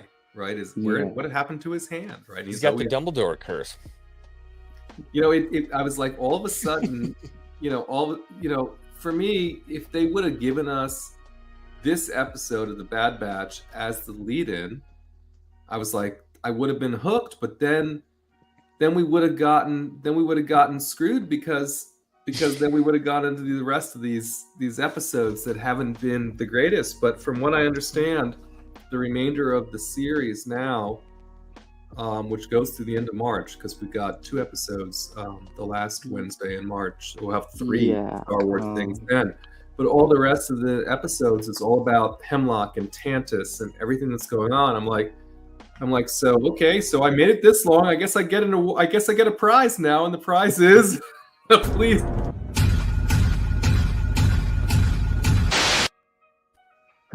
So.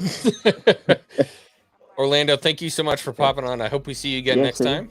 Shout out for a great question. to Good to meet you, man. Yeah, me great too. to talk to you in person. All right. Yeah, see you guys.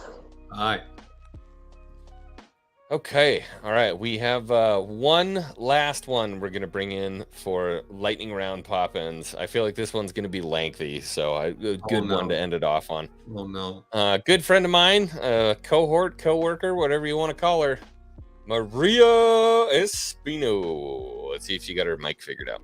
Hey guys, can you? Hey, shit, it's working. here. What's up, Maria? Yes.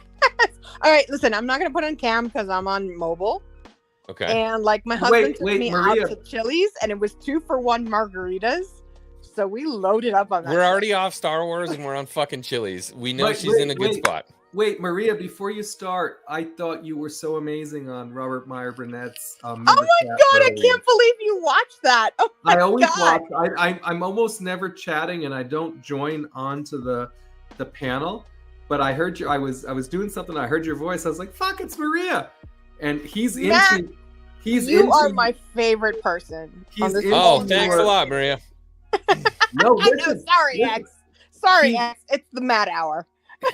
He's into your fan film. He wants to help. He really is. He's been doing shush. demos and all that kind of stuff. He's like, this is an amazing project, and like, there's so many people involved with it. Like, X knows because he's in it. Okay, I'm just gonna like let it all out now because I'm drunk. Yeah, look, hey, you've had a lot. You don't have to spill the beans. Don't spill the beans. I just wanted to say, look, we all signed NDAs on this, okay? No, I just wanted to say at the outset, when I seen you on there, when I saw you on, oh my God, when I saw you on there, and I was like, oh, it's Maria, and you were on camera, and you were with Robert, because I'm always awestruck with Robert Meyer Burnett. He's so awesome, isn't he? Yeah, but when you were on there and you were just talking and doing your thing, and you all were bantering, I'm like, oh, this is so great. I know. Him and I have a lot in common. Like, we've been emailing back and forth and stuff, so him and I have a lot in common. And, like I said, I have this mantra, Matt, where it's like, the only way forward is through, right? And so, because we're never going to be able to change anyone's mind about what happened before. Like, we can't change people's minds about the past. That's just, done and done. So moving forward is the only way for me. And so he agrees with that 100%. And, you and I, we're two peas in a pod because we love our Andor, right? It seems like we're the odd man out in this community because we love Andor, but we love Andor. Like, I love that show. That was amazing to me in every way. And I have to disagree again with our brother Scipio. R&B does not love everything. No, he does not. Anyone? No, he doesn't.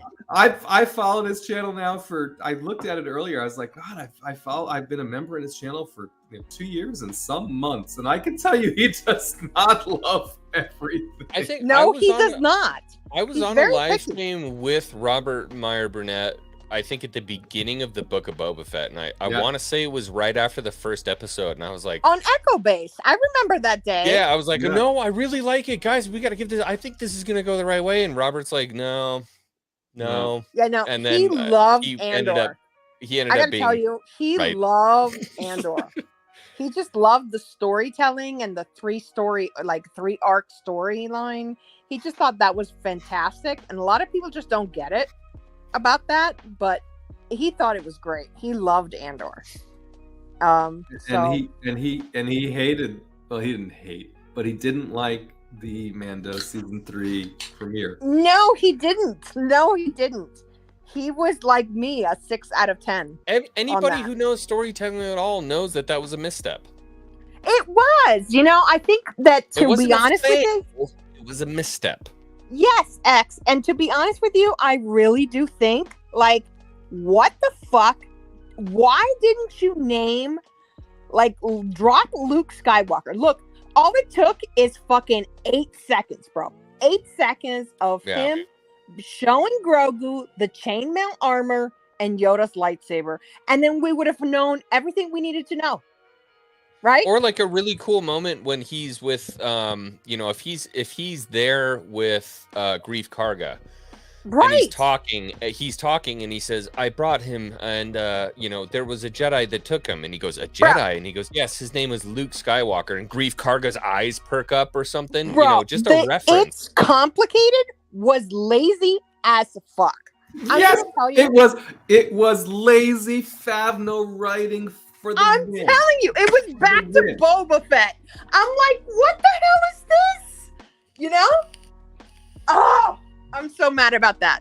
Because I think I'm most mad about the fucking fact that we didn't get a Luke recap because he was such a big part of the fucking finale, bro. And there's no reason why. There's no reason why Mando. I'm so mad. Mando may not have still because. We're not even sure that Mando ever realized it was Luke Skywalker. We know that Moff Gideon realized it was Luke Skywalker. Absolutely. But everyone else that was involved just thought it was a Jedi. So I'm not expecting that Mando would have been like, well, fucking Luke Skywalker showed up and, you know, shit got real.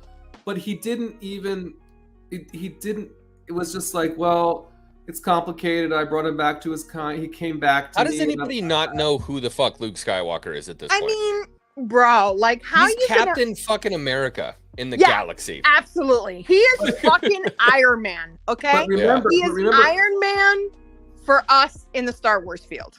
But remember, Mando lived under a rock, literally.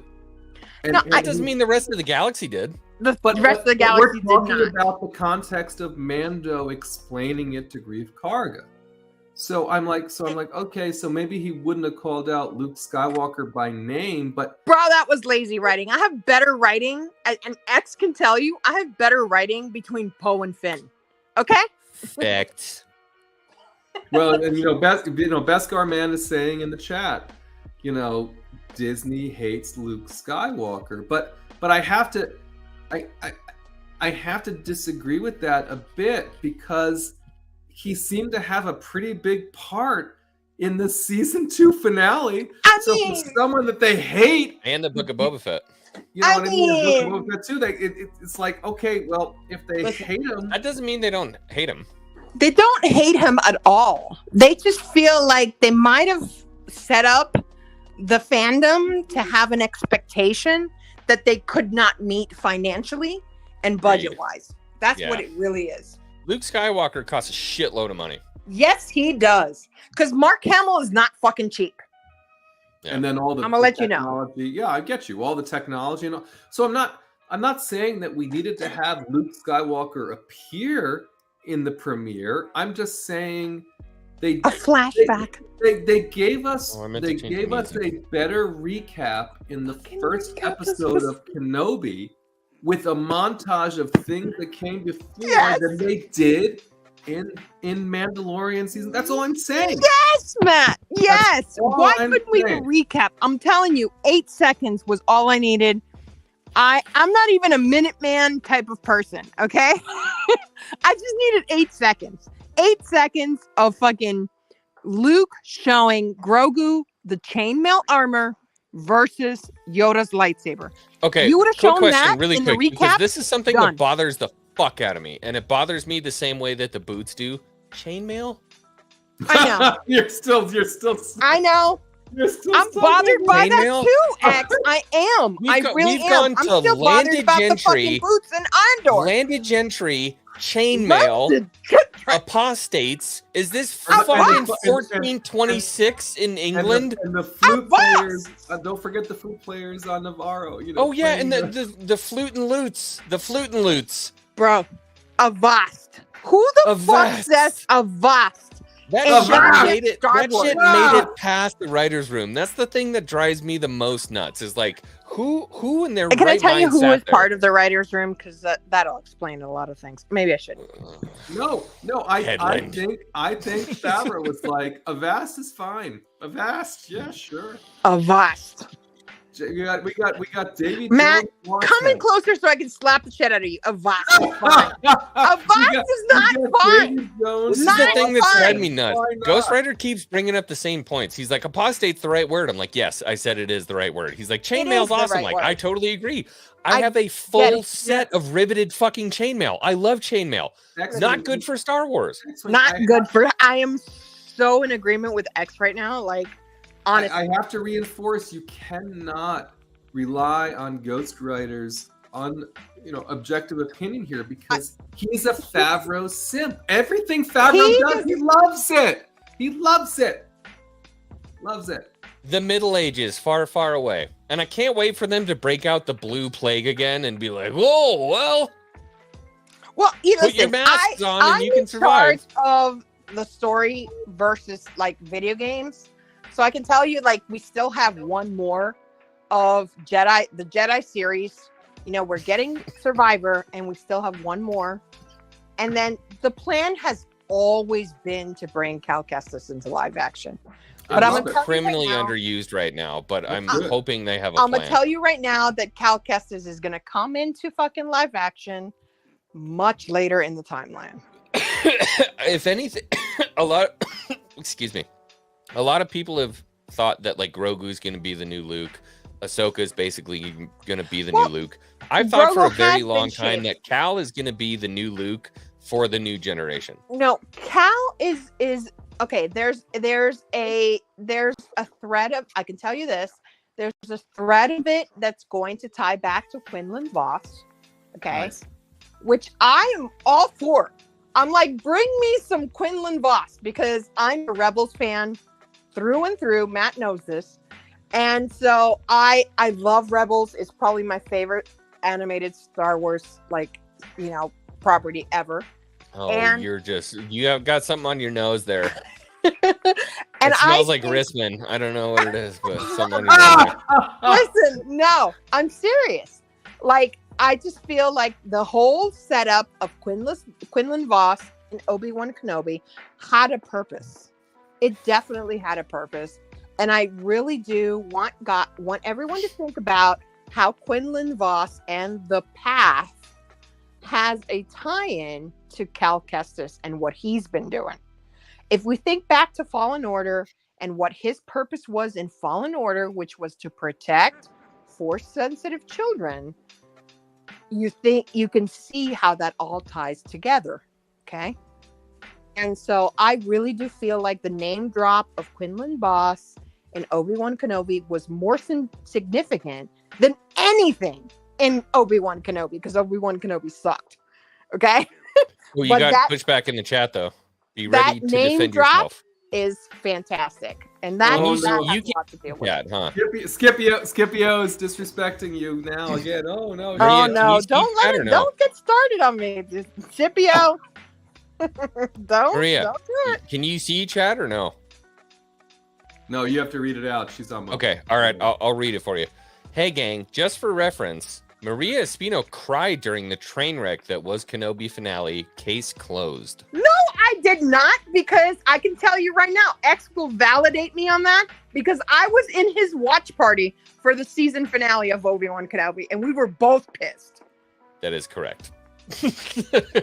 So, let me ask a quick question, though, because I don't remember and I refuse to rewatch. Was the moment when Kenobi was talking to Leia about Padme and Anakin, was that the finale? Yes. Yes. I got misty in that moment. Yeah. I did. Let me tell you, that little girl fucking did it for me. I gotta say, if there was anything that I'm not going to talk about that, but just the moment itself where we're hearing Kenobi talk to Leia about her parents. Absolutely. Yeah, about her mother and her father. And I have no problem admitting that. I choked up. So absolutely. I cried 2.5 times. This morning? No, not today.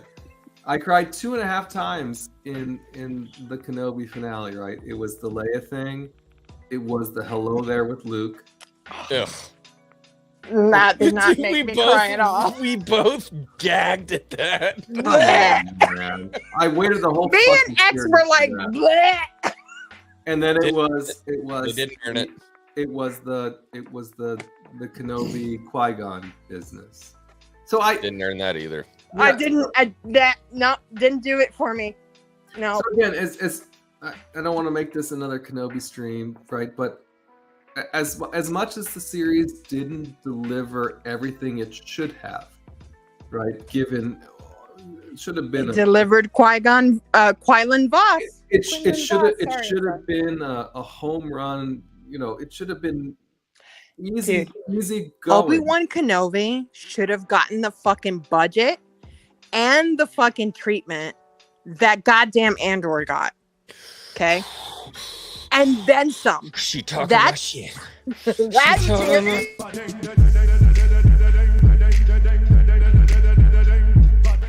And I can't believe, like, I really just could not believe my eyes with X at the finale. Could not believe it. I was just like so pissed. I was like, this is it? Mm-mm. I will forever say that the Kenobi show was as bad of a trespass as the sequels were, if not worse. Dude, it was worse because to me, at least, I gotta tell you, and I know a lot of people are gonna fucking like really come down on me, but at least The Last Jedi cinematography in The Last Jedi was fucking S tier. The I'll give that to cinematography Ryan in Kenobi Johnson was every fucking day. third grade level bullshit. Everything, but Maria, well, not everything. Many things about the sequel trilogy were, from a cinematography perspective and from a production quality perspective, were awesome. S tier. Not gonna lie. Fucking listen, as much as people fucking hate it, but that scene with fucking Luke falling into the Force with the twin sons in fucking Act 2, that shit cinematography wise was fucking S tier. I don't care. Everybody can come at me, but that shit was fucking S tier.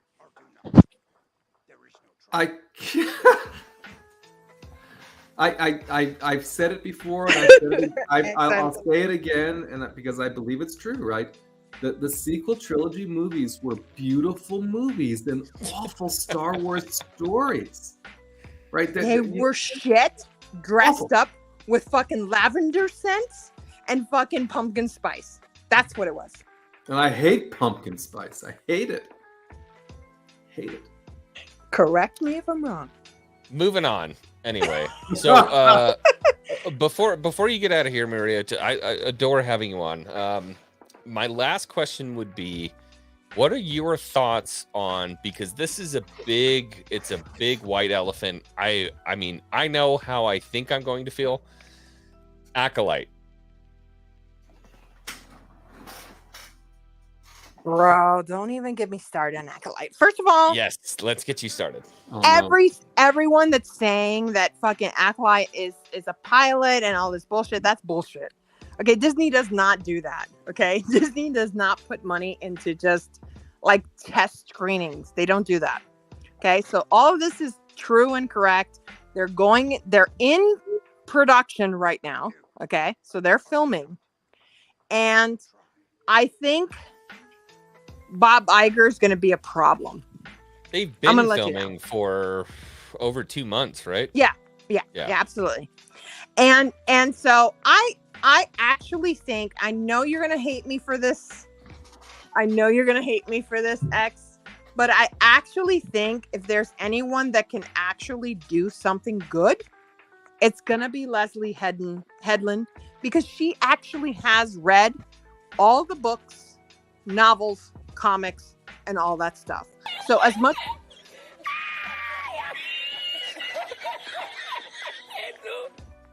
is at least well studied. Shut up. He X-Wing can't get past the fact that I know he feels like he's a trash human.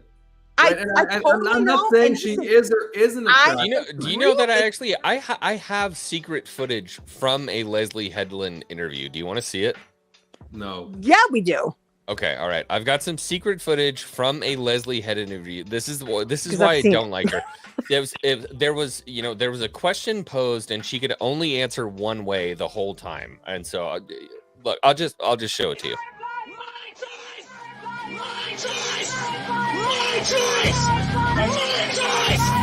I hate you.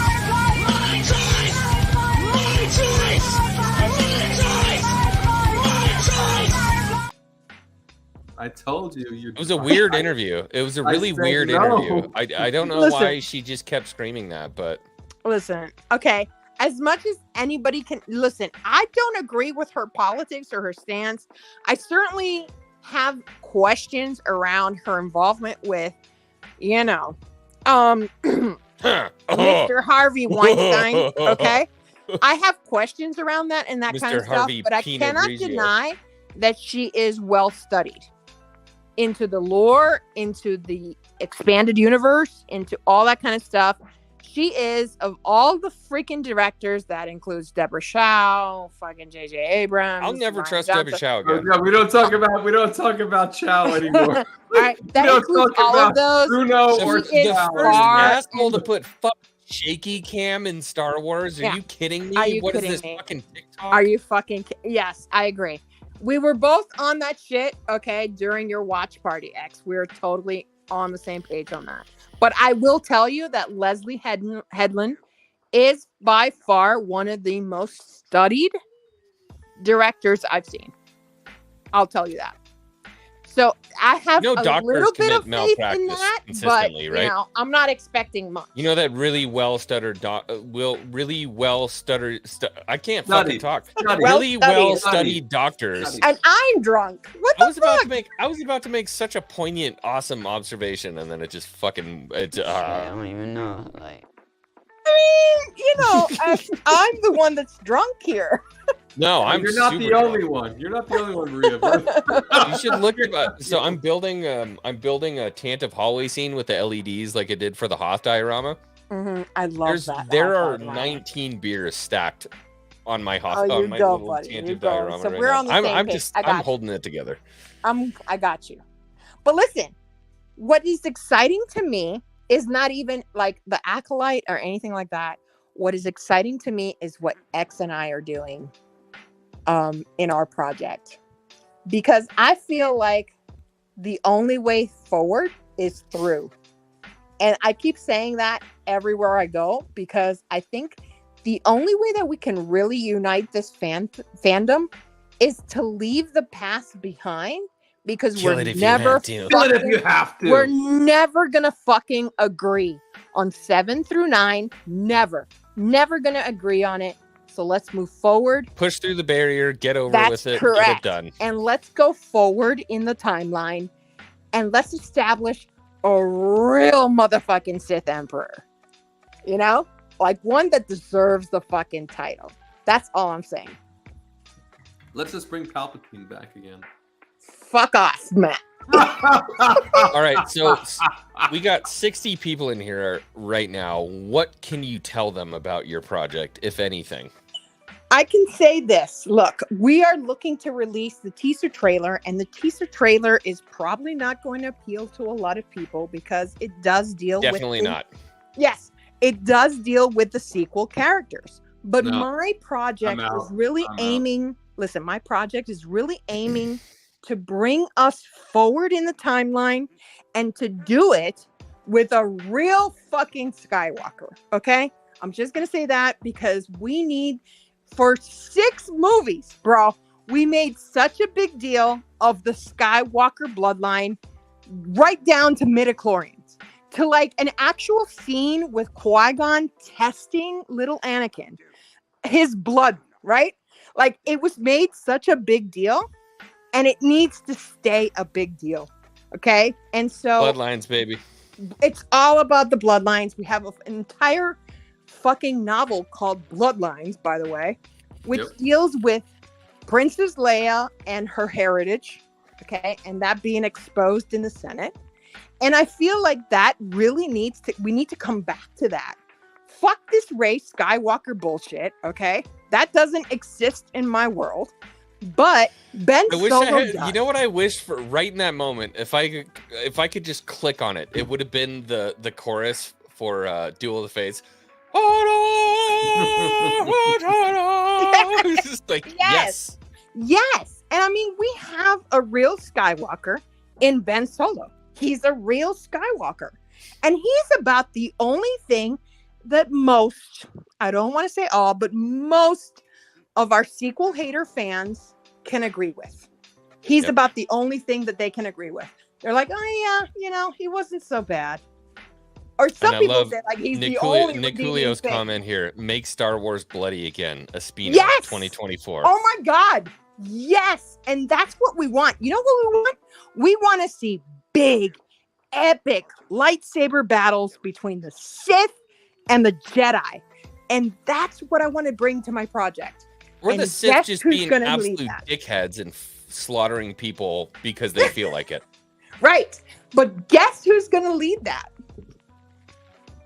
Who's going to lead that effort, X? Look at his eyes. Look at X. X is like, what the fuck am I supposed to say right now? I don't know what I'm allowed to say. Listen, I own the shit. So why don't you cue in the audience on as much as you're allowed to? Listen, if we are going to go forward in this timeline, and if there is anyone in the fucking entirety of Star Wars that knows about essence transfers and actually can really get down to the nitty gritty of essence transfers, who do you think that is? Emperor Matt? Vitiate. That's right. The originator of that shit. The person who actually developed that dark science that we're all talking about. The reigning dark lord of the Sith. He is the one that lived 1,500 years, transferring his essence from person to person to person. And he is a beloved character in KOTOR. One of the most famous video games in our entire franchise. Who does not love KOTOR? Raise your hand. A lot of people don't know what it is, man. So this might be their first introduction to the character. Their fault, and they need to get acquainted.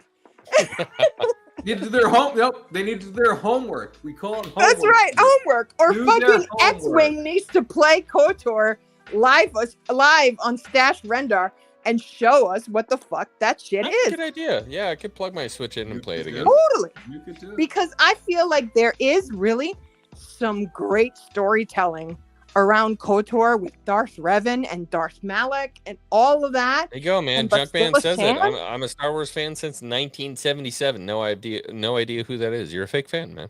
You're just a fake fan. You're a fake fan. Fake fan. But I'm just saying, that was an epitome of Star Wars video game. In video games, KOTOR is the standard. Everybody has always tried to fit. It was the video game equivalent of essentially Heir to the trilogy. Empire. Yep. Yeah. Yep, absolutely. Or the original trilogy if you're talking about films. It is the equivalent of that type of it's the standard. It's what Star Wars Galaxies was about. It's what Star Wars, the Old Republic MMO is about. It really originated all these other video game properties. And it's such a great story. And I can't tell you. There's a question here, Maria. Go ahead. Is this a sanctioned by Lucasfilm or a fan project? It is a fan project. It is. But I mean, I do a lot of work with Lucasfilms. I'm going to say it right now. I do a lot of work with them. I have some influence into them, and they have a lot of eyes on this project. And when I say they, I mean Story Group and things like that. So you have pull on one side. But yeah, I'm just gonna. Yeah. It's I don't want to get into it too much, but nonetheless, I've worked with them. Maria, not the story group. Don't tell me you're talking to the Story Group. I do. I sit in the Story Group meetings a lot of the big time. ugly secret. Nobody knows it, but Pablo Hidalgo is actually a trans, and her name is Maria Shut up. Espino. That's Oh, who it is. no. We got Shut up. Pablo No. Hidalgo on this the whole time. Oh, You No, never know. Pablo's a peon. Pablo's not really. You know who runs the story group, right, Matt? Who runs the story group? I don't know. Moff Rissman. I certainly don't. Dave Filoni. Okay. Well, Ghost Rider has figured it out. People really now. don't like hearing that. And I know. Ghost And when I Rider- say I don't like Dave Filoni, and people are like, oh. Well, Dave Filoni had every bit of his hands into the sequel trilogy. He was there. He was on set. I know. It makes much more sense for Dave Filoni to be running the story group than John fucking Favreau, by the way.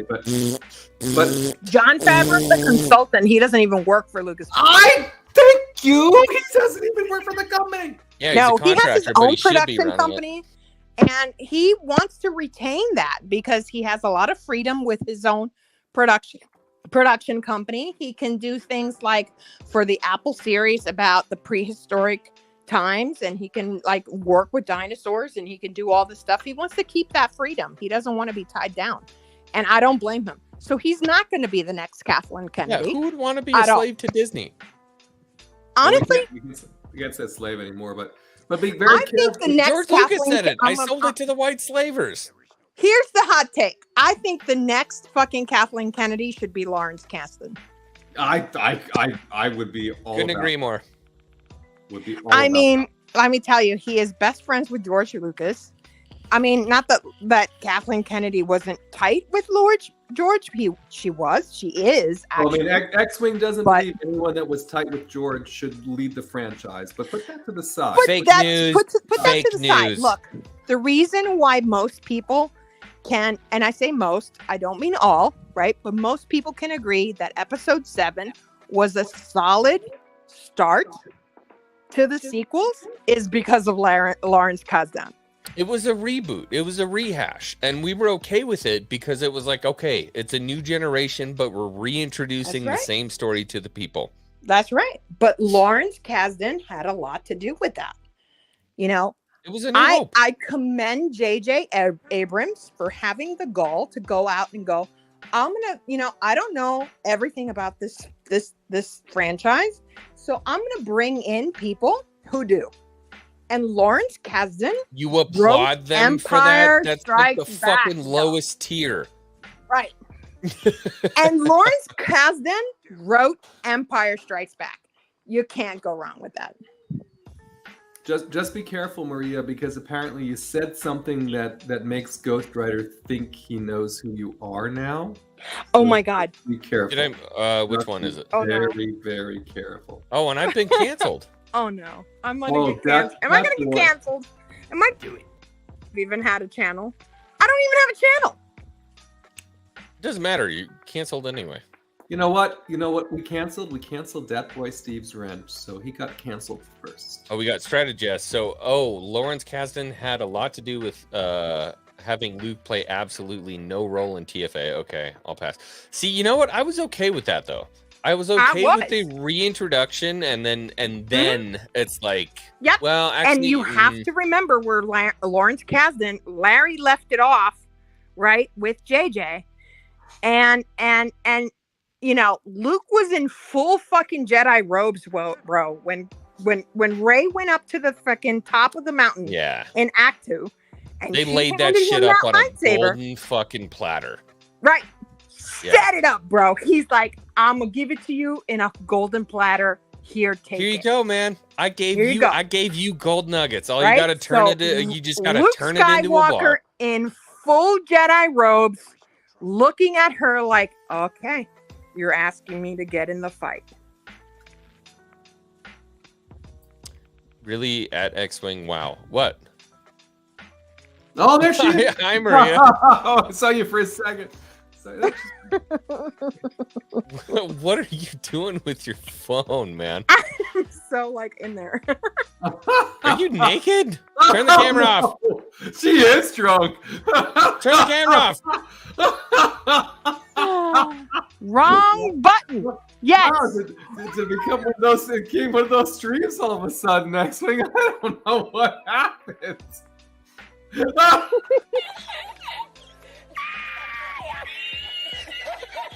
I am too drunk for this. This is epic. This is epic. Epic.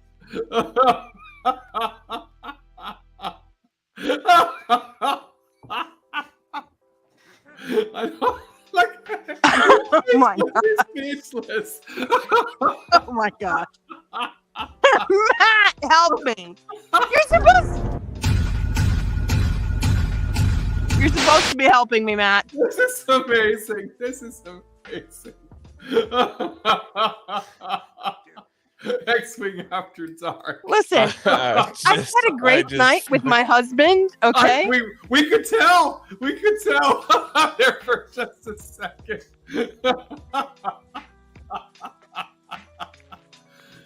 Oh my! Thank you. Demonetized 100%. That was good. That was good. Oh, I'm afraid the shield generator will be quite operational when your friends arrive. Demonetized. Oh, KG is like, what did I miss? Yeah, couldn't tell you. I don't know.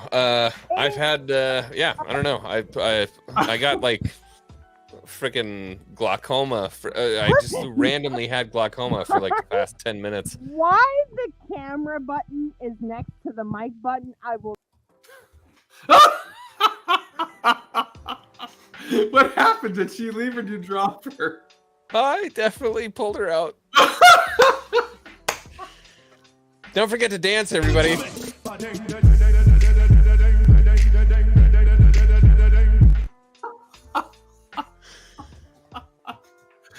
Oh my god.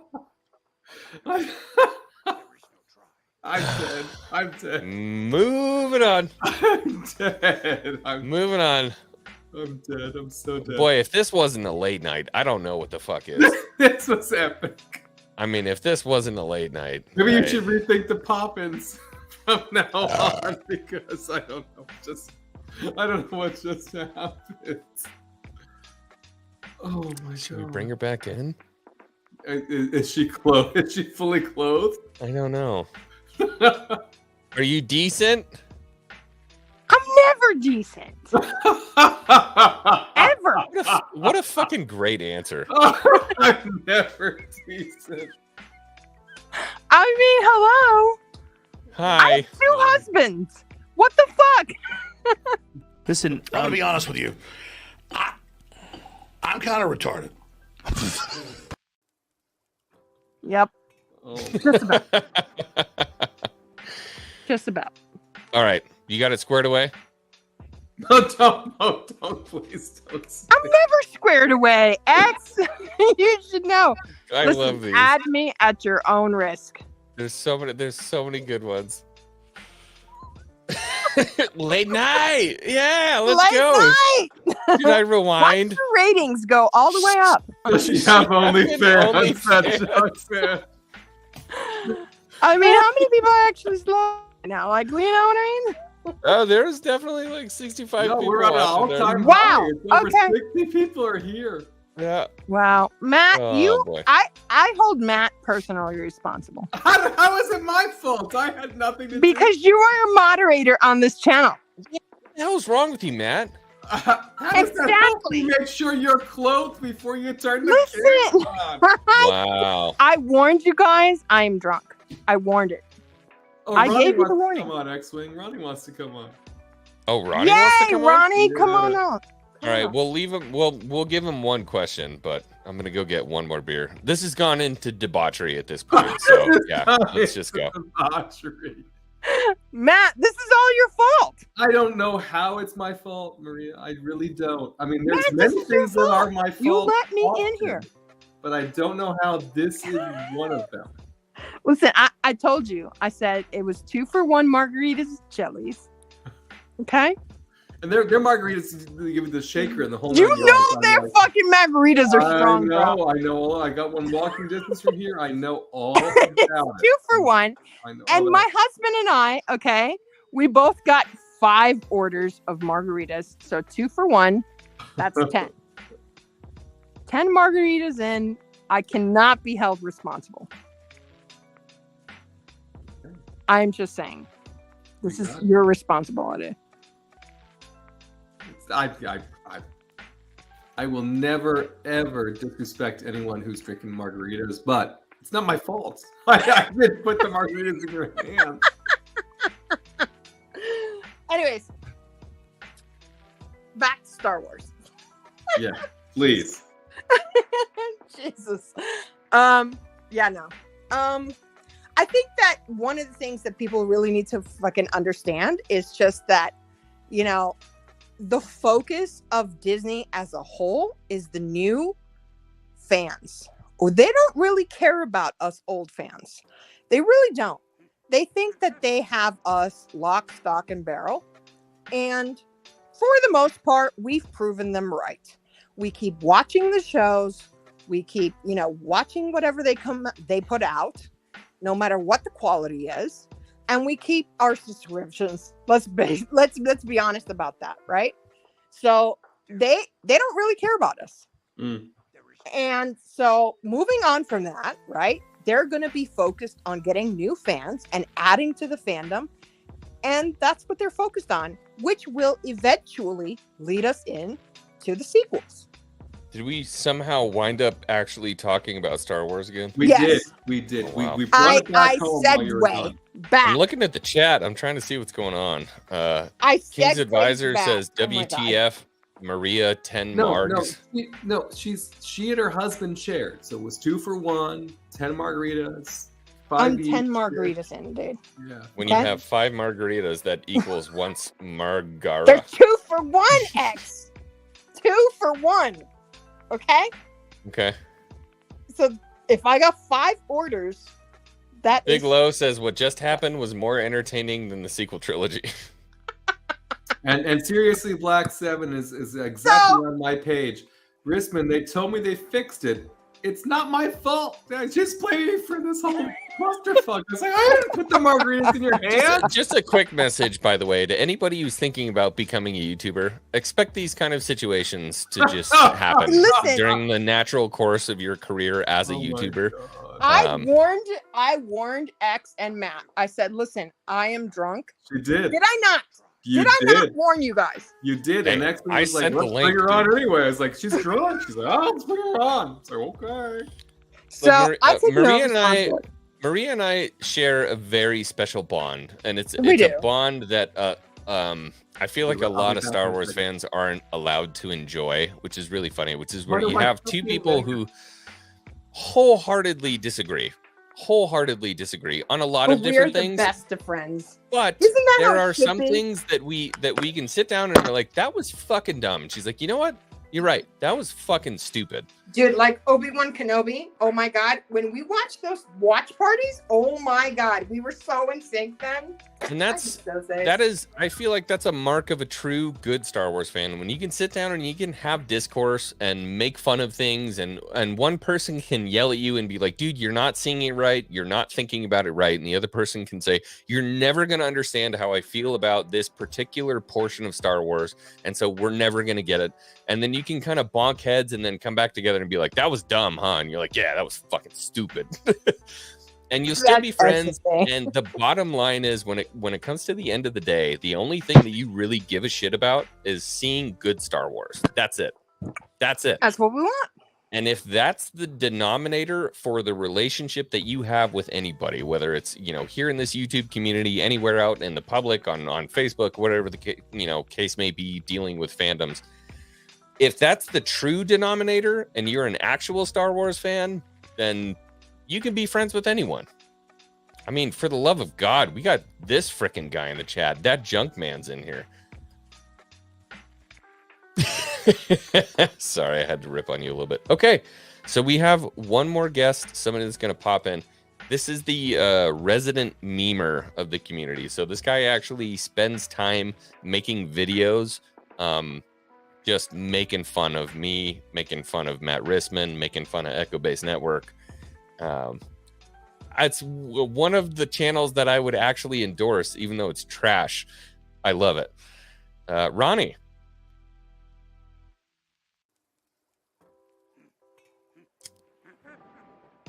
Whenever you're ready, buddy.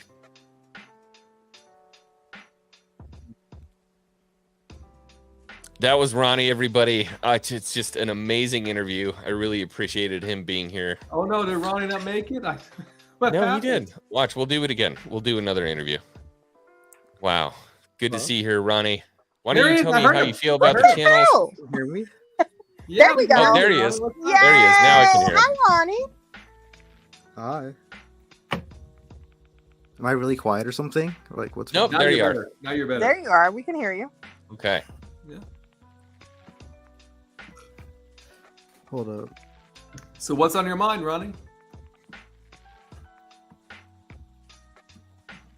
Wow. All right, is What that a better? guest. Oh, there. Yeah, no, you're doing We good. hear you. We can hear you. All right, great. So Speak why your am I here? mind. Lost Tales is in here. What's So up, why? Lost Tales? He said so. Why? So question of the night. Why is he here? No, you're here to ask us question. What He's kind of- acting like we dragged him out of his high school desk and put him on here. You Like, did. you need to I say got- something. I was ask us listening, but then I questions. just heard my Ronnie. name. It's Yeah, no, popping you have a questions. you have an opportunity to pop here on the channel. Ask us a question. What do you got?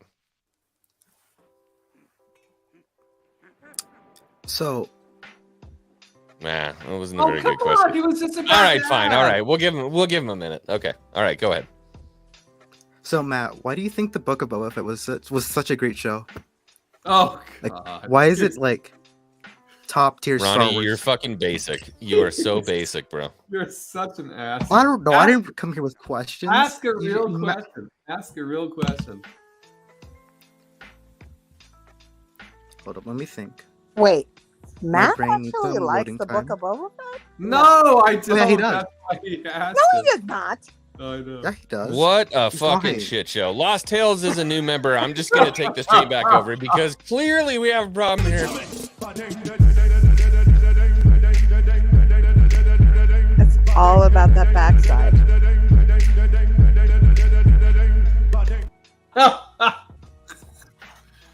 Actually, can I hold you by the waterfall? Come on, Ronnie. Thank God Jay is not here. He was here earlier and he was like, "Nah, man, not fam. Yeah, he made the smart decision and got out quick. Listen, the Book of Boba Fett was entirely written by Jon Favreau. No, no, not according to Ghostwriter. Don't say that, Maria. Don't. No, and some Bro, other. he's the dude head of the wrote it. writers' Not room. John Favreau. No, Like, Can we no. all Bro, take a he's- moment of silence to remember that Boba Fett literally snorted a fucking lizard to That trip lizard in out? his nose, yeah. This that was happened bad. in Bruh. Star Wars. Yeah. Oh, I did that before coming on here. I do you regret coming on here? You should. No, No, I did a lizard. Ghostwriter is so triggered. He's so triggered. Yeah. But Ghostwriter's always triggered by me. So fucking triggered. He is always triggered by me. All I right, love him, Ronnie, though. come on, what you got? What you got, Ronnie? What? I love him though. He's He was so riding great. around with Brady. Ghost, we love you. What city? No, speak for yourself. What do you got, Ronnie? What do you got, Ronnie? Shut the Very fuck up. cool, dude. No, Ghostwriter is the best. And yes, it was entirely written by Jon Favreau. No, it fucking wasn't. He's like, no. I can tell you. Oh, where's that my as clip? a fact. No. He's just a Favreau. wrote- apologist. listen, He's a Favreau apologist. wrote- There's listen, a lot he of them wrote- out there. There's a lot. Let me tell you of them out something. there. He wrote White Revision. Okay, so if Ghostwriter really knows what's going on, he wrote White Revision. He wrote Blue Revision. Okay, and it wasn't until like Pink Revision that the rest of the writer room really got involved. So White and Blue were written by Jon Favreau, and Pink Revision was where like the We got an writers room echo got on you, involved. Maria. No, she sounds good. I have an echo. No, sounds good Sorry. to me. All right, Ronnie, what do you got? A real Was I supposed to question. ask a question? Yeah, a real question. That's a pop-in. It's pop-in questions. Yeah. You asked me to be here. I didn't. No, I ask you to didn't. be How about here. you ask me a question? Ask me a question. No, we're good.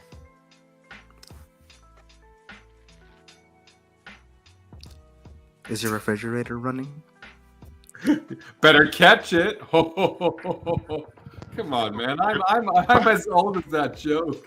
Okay, anybody is confused about what I just said. Anybody that's actually worked in Hollywood knows that revisions are color coded. I'm just gonna say that. White, pink, yellow, green, blue. I know that because now I'm. You do because I taught you. Yeah. Oh, Ghost Rider is trying to appeal to your better side. We should talk somewhere, not online. Ghost Rider, stop hitting on my guests. She's married. She's married Twice. Well, she's hopefully not both. I have two husbands. I'm polyamorous. Jesus, Maria, you don't gotta fucking get that personal. Hey, I can always add a third. You know. Yeti Mundi down here. What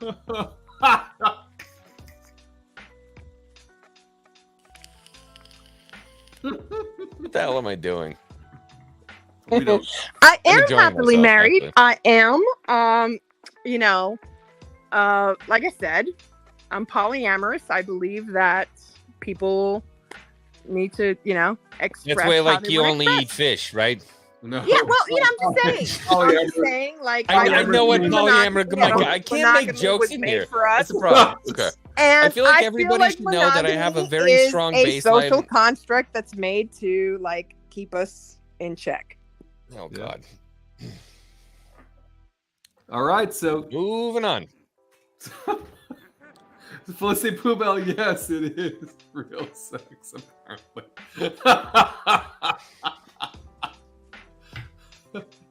I feel like I gotta run this again. Hold on. Imagine if an SJW got a hold of this stream right now. Oh my, we would be blacklisted. We're canceled. We're canceled. Of course, yeah. If Kenobi's a jumbled mess like that, a lot of fans are. It's not gonna be good. The guy with the guy in the cloak with the hood. Again, a lot of people, a lot of people are really mad about that, man.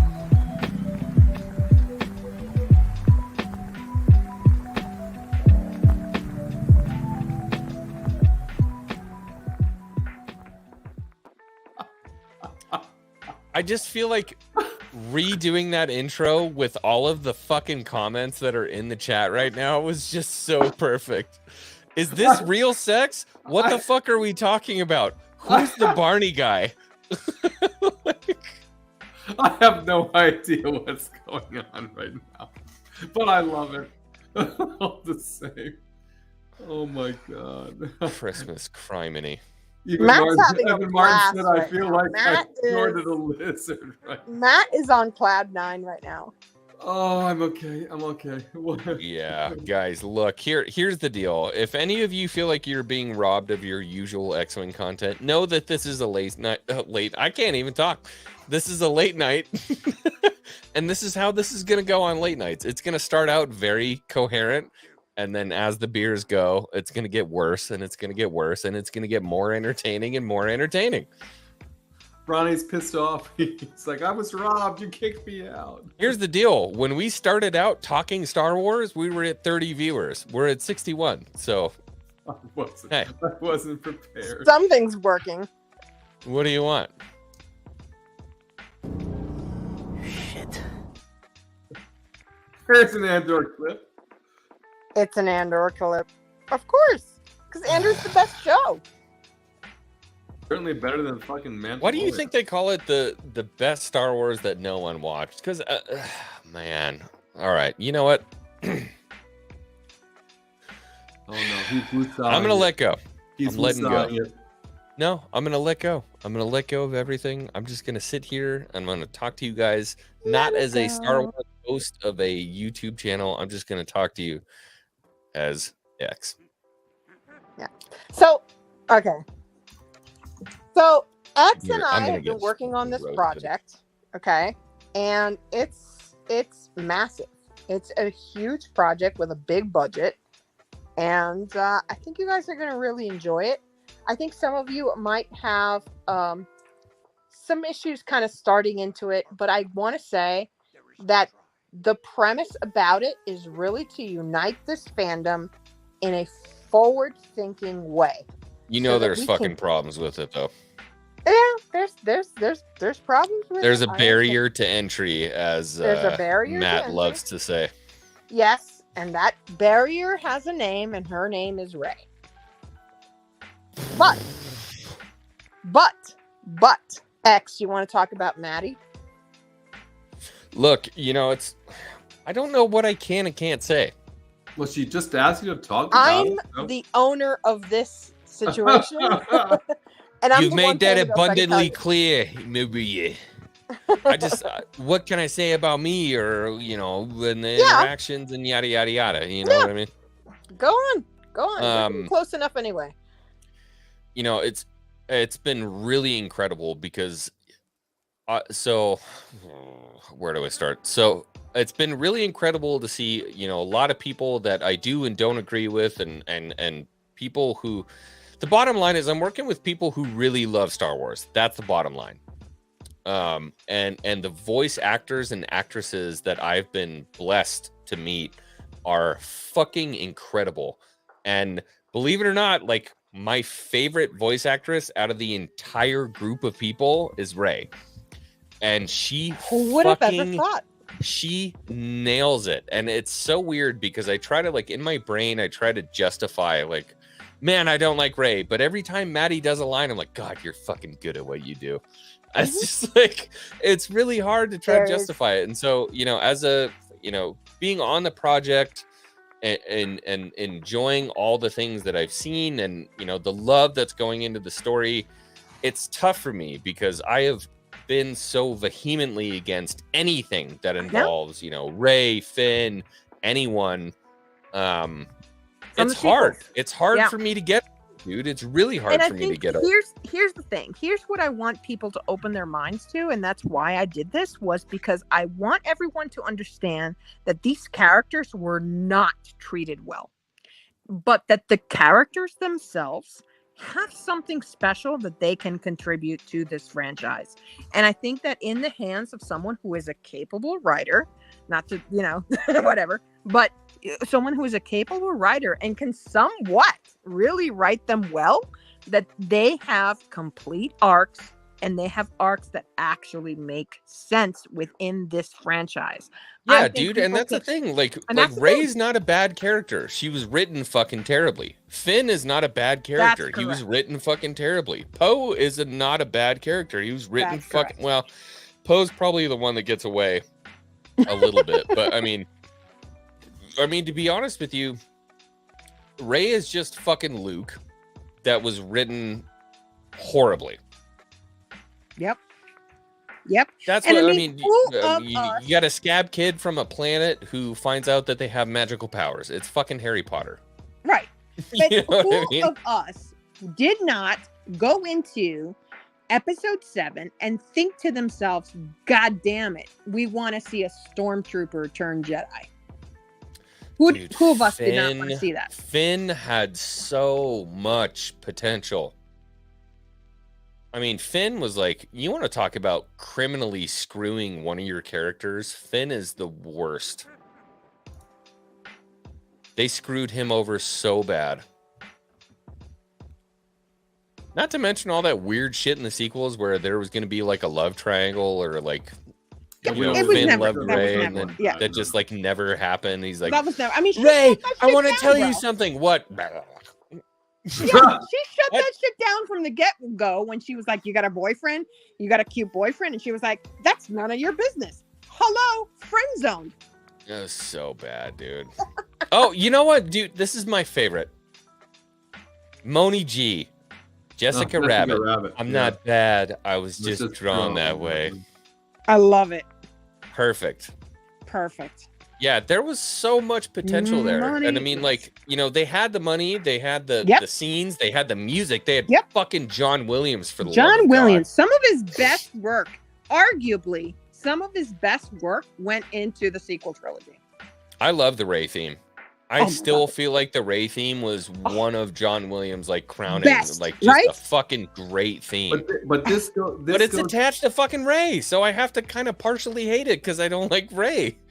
But again, this goes back into the production quality on what they did in the sequels was primo. But the story sucked ass. And you cannot, and guys, let me tell you something.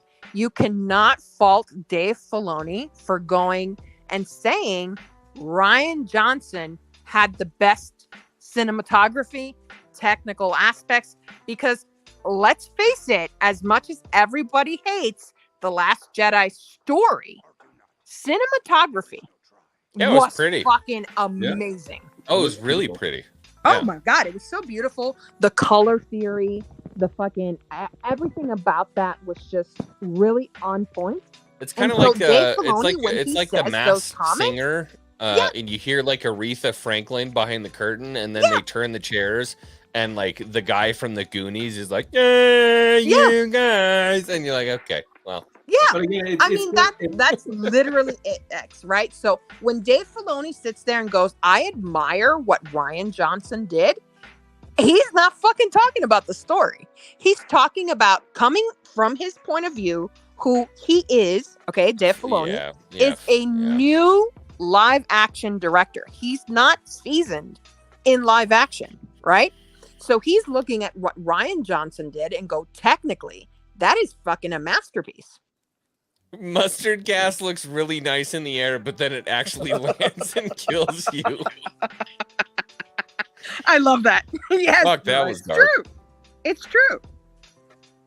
But this is where I always go back to this whenever the sequels talk comes out, right? Because as much as I hated the stories, right, it's you can't underestimate, or you can disrespect it, I guess, or disrespect, but they put a lot of effort into the production quality. Right, they're beautiful movies, but they're not. They're awful Star Wars stories. So Absolutely, it's a fail. Look, That Boy Steve put it in the chat. I like it, but I hate it because Rey. Yeah, The failure that's is kind of a in fucking the thing. script. The failure is in the script. 100%. And I've always said this, and X knows this. It starts and stops with the script. The pen stroke. Yep. If you can't, like, you Wars can make the are most won and beautiful, lost on a pen stroke. Right. You can make the most beautiful fucking movie in the world, but if the story sucks, it overall sucks. Yeah. Period. We should play Ray's theme. Let's get that going. I love Ray's theme. I like do the love lo-fi Ray's theme. Ray's theme. The lo-fi We need Ray's that. theme from Closed on Sunday is Bro, fucking phenomenal. we need to play fucking Emperor Vitiate's new theme. Here? Yes. Now? Yes. Get it, X. That's announcing to the world what's going on. Can we, Maria? Can we play the trailer here now or no? No.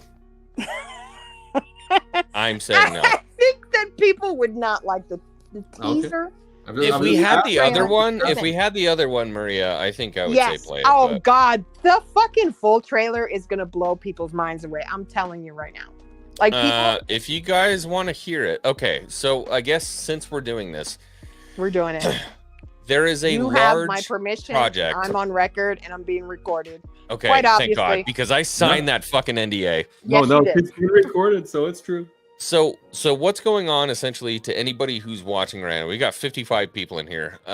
What's going on is obviously Maria's doing a project. The project is actually 3 movies that are going to be released. 3 animated yours- full feature movies, 2.5 hours each. Fully animated, 2.5 hours each that she's funding from her own pocket.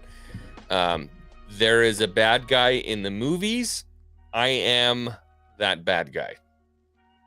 And I voice act those bad guys. Those bad guys. The bad guys. there has been a dude in the UK who's been an absolute, what's the word for him? Just a beast. An absolute Yes, beast. Ghost. A trilogy that can't make money. That is correct. It is someone else's IP, so it is unmonetized. And that's how you know it's going to be good. That's it's right. Not, I'm making it not, for the love of Star Wars. Yeah, Pure... it's not hunting. Yep, it's not absolutely. hunting money. I'm not after that budget. I'm not after that money. I'm not after recouping anything. I absolutely know I'll never see a dime. So I have a theme. I'm your bad guy, and I have a theme, and I guess we're gonna share it. All right, let's hear it. Let's do it. I don't know exactly how I can share this. Oh, did you change my name to 100% Good Takes? Nice, thank you. No, I There, didn't. Scipio, that was not Lawrence Kasdan that did that. That was Bob Iger. I don't think I can share it. Why not? What do you mean you can't share it? I go present, share screen, and then I try to bring up the You gotta window. you gotta make sure you share the audio. Yeah. Oh, there it is. Let's see if it plays. Should. It should. Can you hear anything? No. You gotta Gotta share the audio. Yeah, but see, it only gives you that option if you share Chrome tab, window, entire screen. Let's just do that. We'll do this. All right. Well, I can share the whole We'll be screen. quiet so we won't echo. We'll be quiet. As long as you're not nude. No. I'm always nude. I'm only nude from the way. I'm only nude from the waist down, Maria. That's correct. Well, you guys are getting like the Our the shuttle worldwide has the same first shuttle look bay. at it. Let's see if you can hear it. Okay. Yeah. Yes, we can.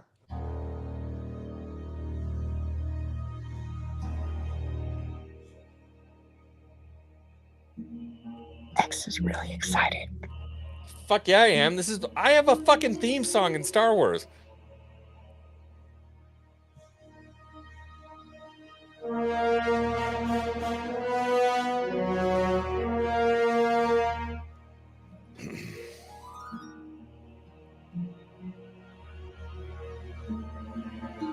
For 1,000 years.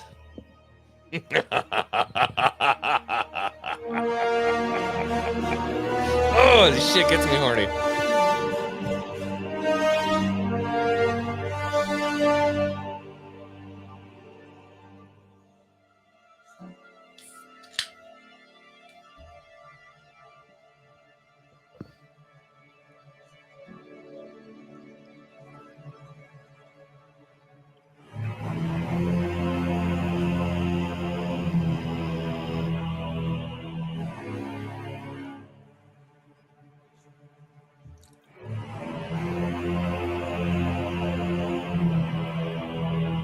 You can't hear it on the stream, but he added in these little tiny chants in the background.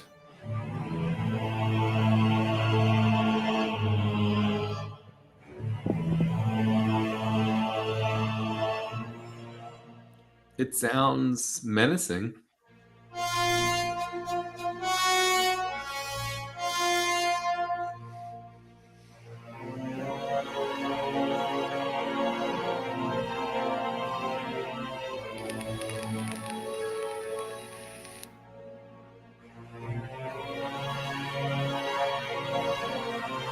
And Moni G said the same thing. Very menacing.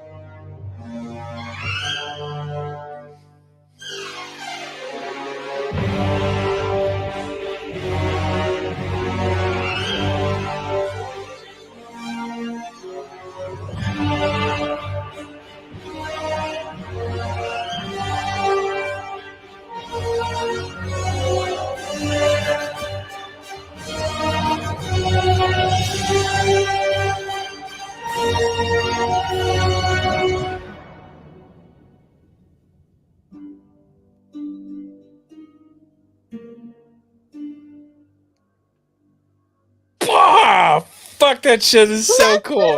So dope, dude. I still can't get over that shit. It is Very so well. fucking That was dope. very well done. Very well done. Chat loved it also. Very well done. Ah.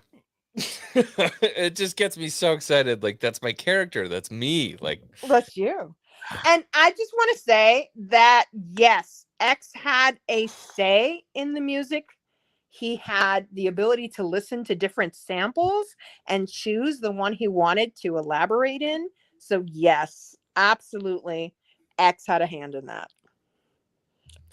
it's so hot. I give all of my actors that ability. So when you hear the Ben Solo theme, you'll know that the actor is involved in that. Same with Ray, same with our other big bad, which is shall remain. That's going to stay hidden for a little bit. Our other big bad, which, you know, it is a woman and she's just badass. I absolutely love the actress that is playing her. She is just fucking amazing. So It's gonna be cool, yes, man. There's, I think, that is a full orchestral, suite. yeah, people are not really gonna guess.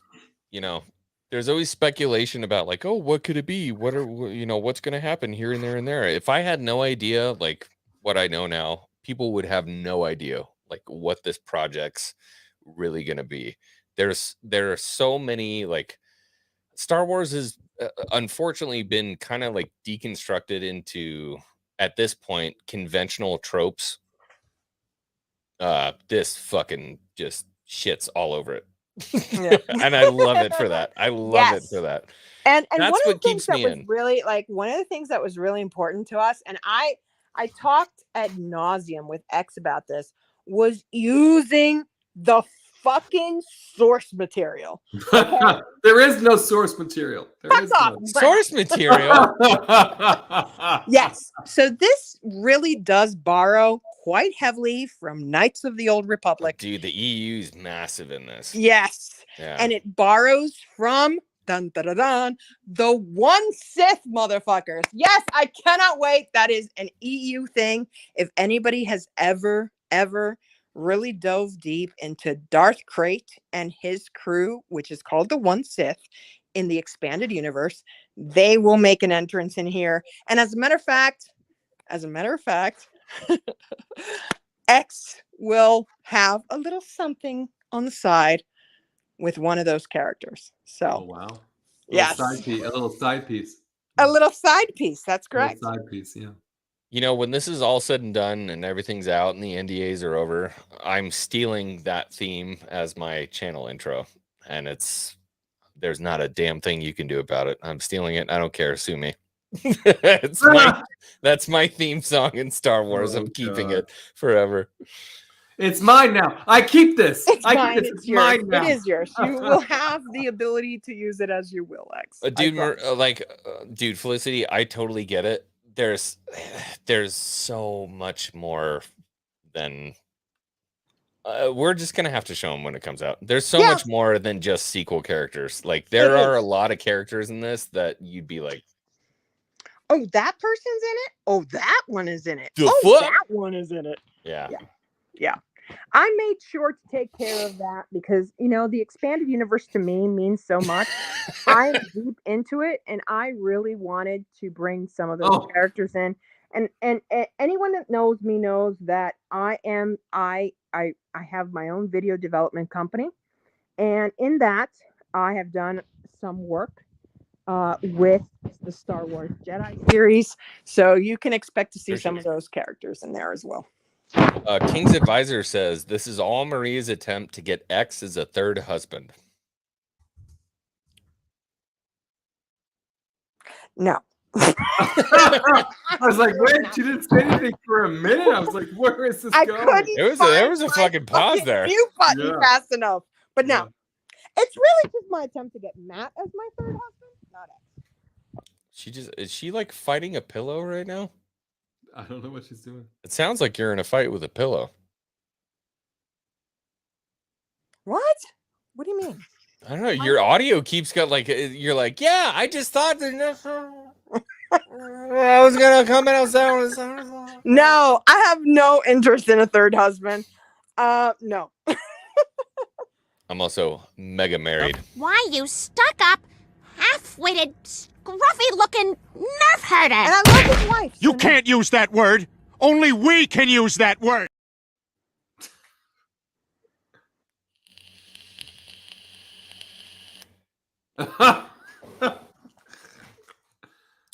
Oh, God. I feel like I'm pretty tired, but I don't know. I feel like there's a million more things I can talk about. You know what was interesting? Tell me. You know what, Rissman? You're not really a video game player.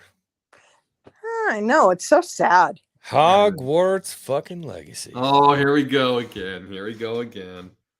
Oh, my God. Did you play it, Maria? Like a few months ago, and then I played it now.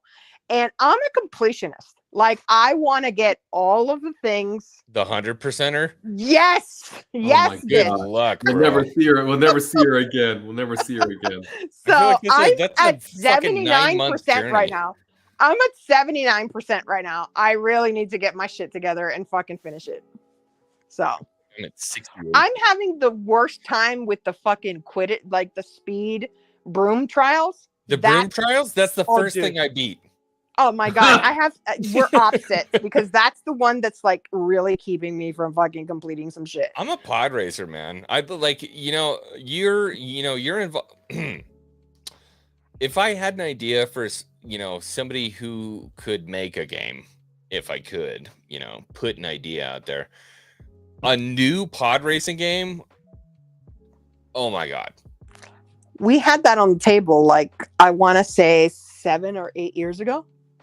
We had that on the table. It should have gone off the fucking table and into my hands. Nobody I know, cares but about- let me tell you why. Nobody cares about pod racing now. So Sure, Moff Rissman. Nobody fucking cares Obviously- about it, except I'm still playing the game from 2002 on my computer. I'm And they telling made you right literal now, fucking like, giant arcade games for pod racing. Yeah, nobody Yeah. cares about it. like video Now, I games said are now. rough because video games have a higher fucking requirement for profitability than even movies do, right? So video games really have a very, very tough sell. Okay, so the reason, fine. the reason, Then the why don't reason you do why this? the pod Release a racing, fucking roster, release a roster, and release a set track. And then if you want to make some money, you make downloadable content to get all the other different racers, and you charge them $2.99 per fucking racer. Listen, So I if they have want to been- play the game, they're going to be happy in Anakin's pod racer. They can play the game and be totally stoked. listen, If they want to do more, have you been buy more. trying. I have been trying to get them to, like, create a new MMO, right? Besides Star Wars: The Old Republic, I want them to get a new MMO. And you're gonna call me crazy, and a lot of people are gonna hate me for this, but set in the sequel era. Oh, Blech. oh. I know, but Ghost Rider but, says, "You but sure you don't want a Resistance asteroid racers?" No, I would take a Bad Batch swoop race before I would take the the Resistance reason why asteroid racers. the reason why we scrapped that idea like 7 or 8 years ago was because so many people did not like the Phantom Menace. So it was deemed not sacrilege. I know Because it was the deemed movie not is not profitable. good. They didn't like it because the movie is not good. The Not movie good. is not. What an idiot! I know you love the sequels, but the movies just did not have the numbers. So when we think about video games, we have to think about the profitability and how it ties in to, the number of people that would buy into it. And so therefore, that particular title was left on the table. All right, fine. Here's what I'll tell you. If they need to make a mark for that game, tell me what the number is. I will get enough backers pre-ordered to make that game happen. I mean, listen, I could make it independently, right? Okay, yeah. So name a fucking number. I will make it happen. Let me Here's tell you the how much thing it that's takes. shitty Let about me me, tell you- okay? I If I can tell really you. want something, if All I right, you want really a want something, number? I'm talking The about number really is wanting something. about There is 2 million. fucking nothing that will stop me from All getting right. it, Maria. So the number is about $2 million to even get it off the ground. That's okay. So in pre-orders, what would that be at $50 a game? Call it 40. $39.99. I in mean, pre-orders. do the math. I'm terrible at math, and I don't I'm do not a math for fucking video human games. calculator. Well, you think I made a fucking numbers or something? Yeah, Matt, I'm you do it. binary, not Matt will do it. non-binary. Matt is the numbers guy. All right, I'll do 2 it. million 2 million and divided 50 a by pop. How many $2 million subscriptions? and is $50. this? $40. We'll just call it $40. 50,000. I can do that in a week. Ha! Why are you laughing? Do you doubt me? Nope. Me neither. Goff was he's looking at the numbers. I'm telling you, it's just to publish it independently takes a lot. Not to mention, here's the thing.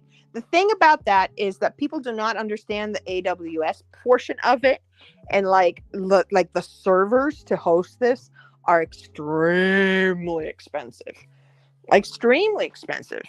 And like every game that you look at and every game you play on, 50,000 pre-orders, that's it? Dude, that's a lot. No, it's not.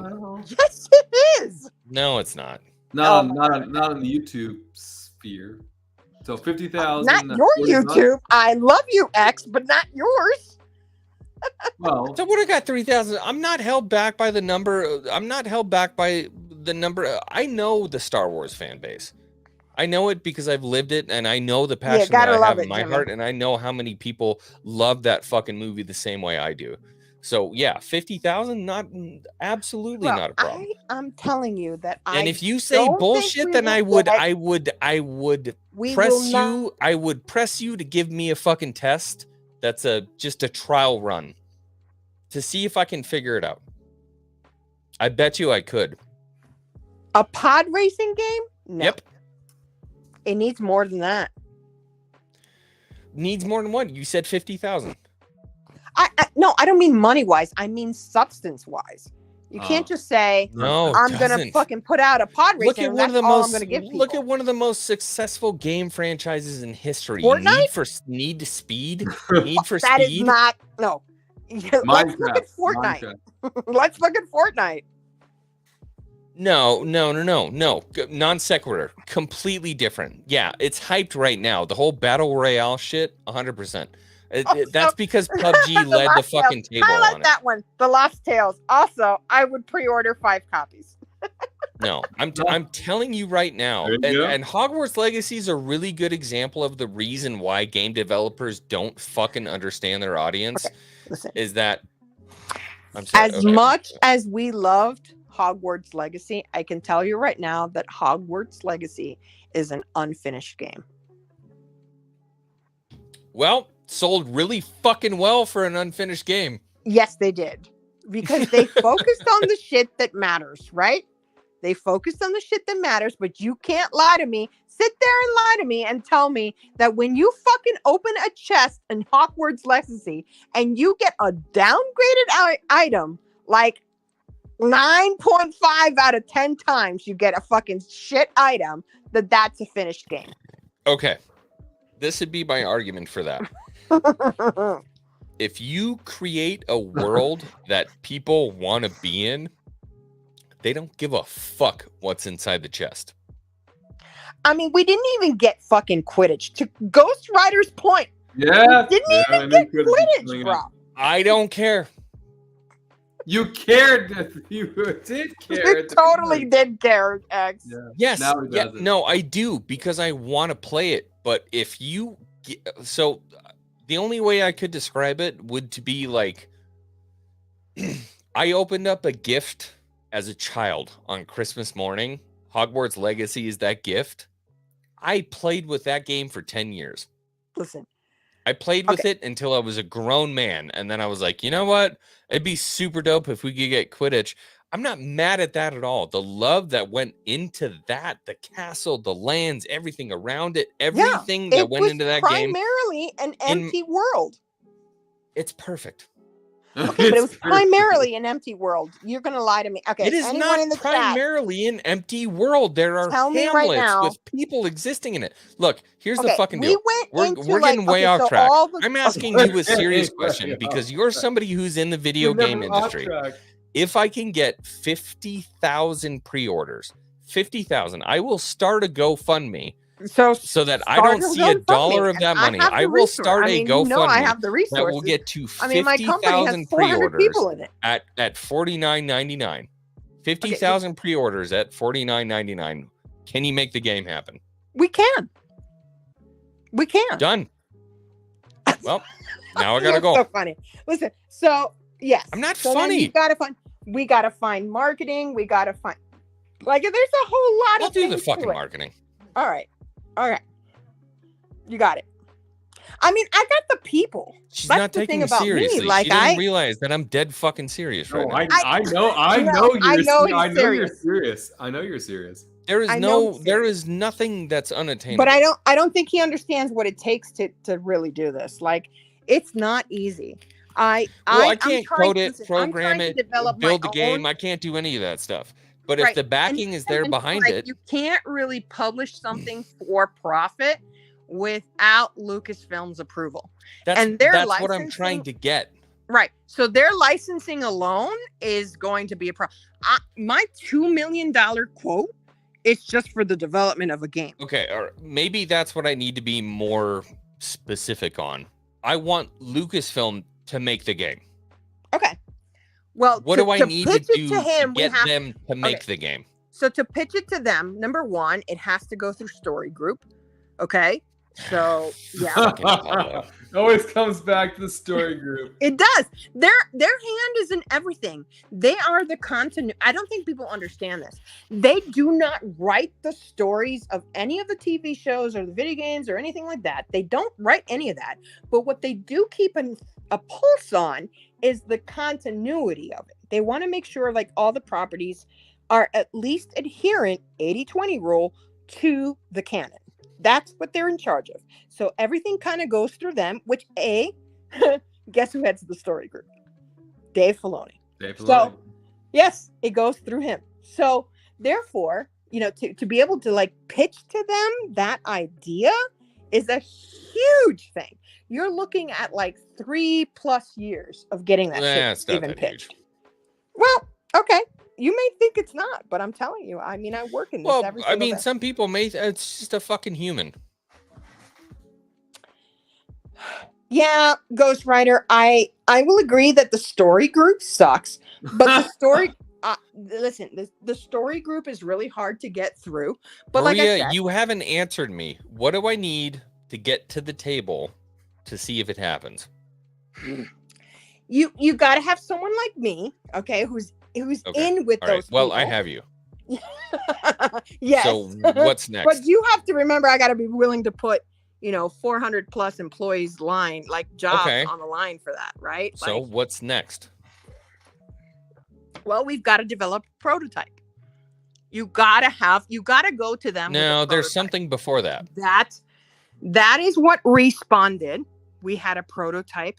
The prototype cost about over $1 million. And you have to have a prototype and go to them with a prototype. And they got to go, yep, we want to do that. And they'll give you the $1 million back. They gave Respawn their $1 million back and said, we'll buy that. They bought it. And then they were involved in it from there on. And luckily, I got to say, one point for the Story Group is that they actually do let creators kind of create. I know a lot of people give the Story Group a lot of shit, but they go, okay, this is good. This one is out of line. This one doesn't line up with certain canon. And so there's a whole process to this, right? In that sense, around the story that has to get reviewed. And then you have edits and reviews and revisions and blah, blah, blah, blah. And then finally you get to a point where you can match the story to the technology. Then you develop the technology and you can then publish it.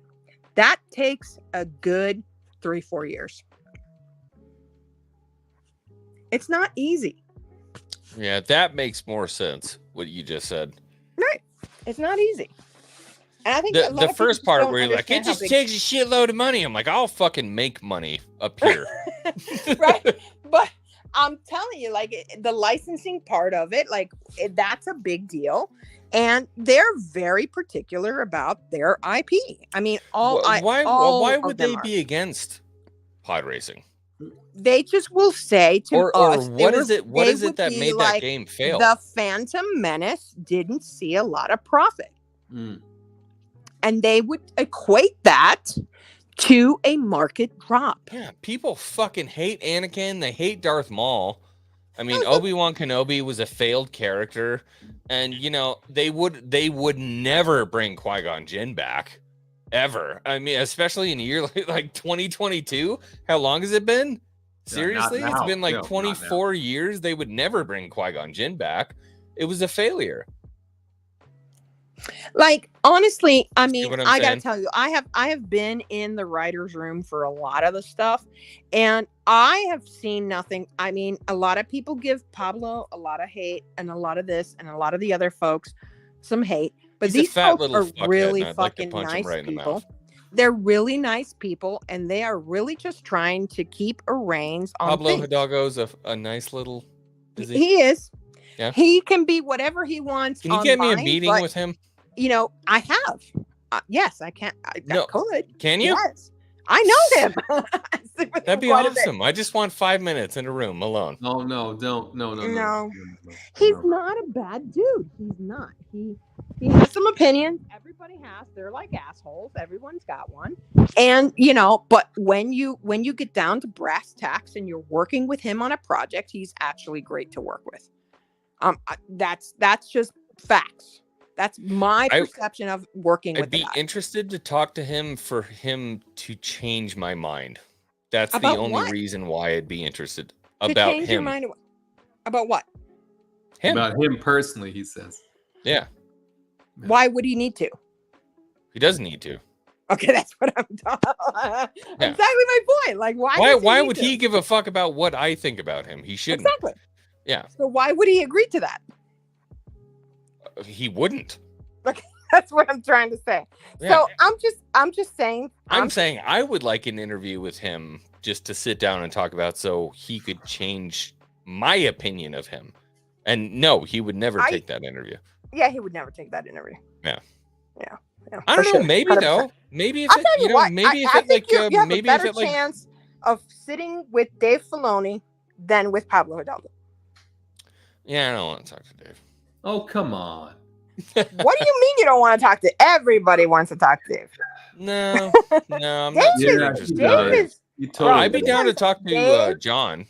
I'd like to talk to John. John doesn't work for Dave. Lucasfilm. Yeah. You should want to talk to Dave. Fuck John. I Favreau. should want to. You should want to talk to Dave because Dave actually works for Lucasfilm, and Dave is extremely, and when I say extremely, I really do mean it. He is extremely influential. And for anybody that thinks that Dave Filoni had zero to do with the sequel trilogy, you're all wrong. He just admitted Again, it himself. I would rather talk to John. Mm-hmm. Okay. John is harder. John is a lot harder because he's not part of Lucasfilm. He's not part of our group. He's not involved in video games, so he's a lot harder for me to get access to. I haven't even, dude, I haven't paid attention to chat at all. I'm sorry. know. My God, everybody in the chat, I still can't believe you're even hanging out. You guys are fucking MVPs for being here through all the shit. They're just witnesses to our discussion. There was about, I think about an hour and 15 minutes ago, like the conversation moved outside to like the plastic table with the plastic chairs and everybody smoking cigarettes, and you guys are still fucking here. I don't know why, but I love you for it. But honestly, if I had an opportunity to talk to, not recorded, but just talk to anybody Favreau? at Lucasfilm. Listen, now. I don't even get to talk to John Favreau. So I like I said, I mean, I would want to talk to Kathleen Kennedy. Oh, Don't laugh. Don't laugh. No, seriously. I would want to have a conversation with Kathleen Kennedy. I'd want to talk to her just kind of about like you think Kathleen. Here's the thing. The thing is, X, is that you think Kathleen Kennedy has any kind of fucking say in anything. No. No, you're not listening to me like as a human. I would just want to talk to her and see like her side of things out of everything. Like what's happened? Like how do you see this whole thing? Because you don't understand any argument if you don't get to hear their side. Right. So like I'd want to hear Kathleen Kennedy's. I would want to sit down probably with Iger instead of Chapek. I think I'd want to sit down and I'd talk to Iger about like, you know, what are your plans for Disney, yada yada, and then like, what do you think about Star Wars? And then I think I would sit down with. By the way, I would sit down with Favreau, and I would be like, "What do you like? You know, what are you really thinking the end goal is for Star Wars?" Those would be my three. Matt is like, "Oh my god!" Fuck Favreau. He's got a Favreau hard on. Listen, and Favreau's not even part of Lucasfilm, bro. I know. Favreau is a I don't know why everybody's flipping their fucking mind out. Like, if I was gonna sit down and talk to anybody, I'd talk to them. And then at the end of all of that, I would go back and I would sit down with George, and I'd get I'd get his like. Listen, I'm gonna tell you right now, guys, and I'm gonna prep you for this, but I don't think we're gonna have George for very much longer. Oh, he's not Dude, doing well. He's on his way out. Well, he's been on his way out since he sold. I think about it every fucking day. No, he has some pretty significant health issues. Yeah, So. he's not in a good spot. Not in a And good he's spot. not long for the world. And it fucking every single day I think about it. I Yeah, think about but the you know what? video. Like this is how fucked up it is, Maria. I think every day I think about the video I'm gonna make. I think about what I'm gonna say. I think about how I'm gonna talk to my subscribers. I think about how I'm gonna address Star Wars on the whole. I think about it every day because he's not. It's not that far. You and said it it fucking is, hurts and that's the thing, X, of why I'm doing this project, right? If you guys will see when we launch the website, if you go to the About section, there's an entire section that's titled "For the Love of George," right? And it really is my love letter to George Lucas. That man changed something in me fundamentally, and I can't thank him enough for it. And I think for all of us to some extent or another share that same sentiment, right? It's his world. It is. He made his it world and out we're of his just living brain. Yeah. And we're just living in it, right? Yeah. And I think he's still a sellout. He's still a sellout. You I can will call him a sellout. And you know what? I swear to God. I will. I will send you to Jesus. I will send you to Jesus. You know, the only reason the three of us are here talking to each other is because of some wild ass harebrained idea Absolutely. that a guy had in Simi Valley in fucking 1968. Absolutely. That man is pure gold to me. And it's one of the reasons why for me personally, is like the state of Star Wars and the state of the Star Wars fandom is so heartbreaking to me, X. Like, that's why I did this project, right? Because I feel like people really, like, the division and the divisiveness of everybody is killing us. It's killing us. Yeah, because people don't give a shit about Lucas. Right. So Lucasfilm is not going to listen to either one of the sides if they're not coming together. Period. Right? So as a business person, listen, guys, I'm a business person. Okay? So as a business person, I'm not going to make any changes if my fans are 50-50 or, you know, around that. If my fans are around 50-50, I'm not going to make any changes. I'm just going to steady on, right? And so if we can when you do that and it drops to fucking 70-30. Right. But my point is, X, if we can rally everybody around this new story, that I'm telling with 10, 11, and 12. And we bring the sequel lovers into that, and we get the sequel haters to go, you know what? Maybe I'll take a chance and see a better written arc for these characters, and maybe I'll get to like some of them. That's all I'm asking, right? That's all I'm asking. It's just gonna bolster Disney and their fucking Rey initiative. It's Star Wars is not going anywhere. They will never, ever sell this IP, ever. I agree. Why? Because it's not even about the Maria, films. how many signatures do I need? No, I'm telling you, it's not even about the films or the shows or anything like that. It's about the licensing. Bottom line, it's about the licensing. They will never sell Star Wars. Ever. Yeah, not a snowball's chance in hell. Nope. The licensing alone and being able to have Galaxy's Edge sitting in their parks is the entire reason they bought this thing. Yeah. Okay. So flat out. And that's never going this anywhere. This is the nuclear option. They will vault it before they sell it. And if they vault Star Wars, dude, I'm running into Galaxy's Edge like a Tiananmen Square monk lit on fire, and I will fucking burn the place to the ground. There is a 0% chance they will ever vault Star Wars. 0%. And I just want to say, like, people point fingers at KK, and I get it. You know, the buck kind of point the finger at Iger before you point the finger at KK. That's for 100% for sure. And now we got Iger back, bro. You know, and yeah, people are like, JPEG's gone, Star Wars is saved. I'm like, you brought back the fucking Antichrist, right? You brought back the Antichrist. Oh, no. And I'm telling you that a lot of people feel that way within Lucasfilm, especially Lucasfilm. A lot of people feel that way because it was Iger that mandated a movie a year. Yeah, he did the George Lucas. He's like, faster. Mm-hmm. Faster, more intense, in right? the wrong way. In the wrong way. That's correct. We need a movie every year. We need to release something every single year. Yeah. Yeah, which spread all of the fucking resources. Now, let me tell you something about animators. Let me tell you something about VFX, okay? That shit is fucking like on death's row. There are not enough resources to go around in VFX, okay, art, and animation.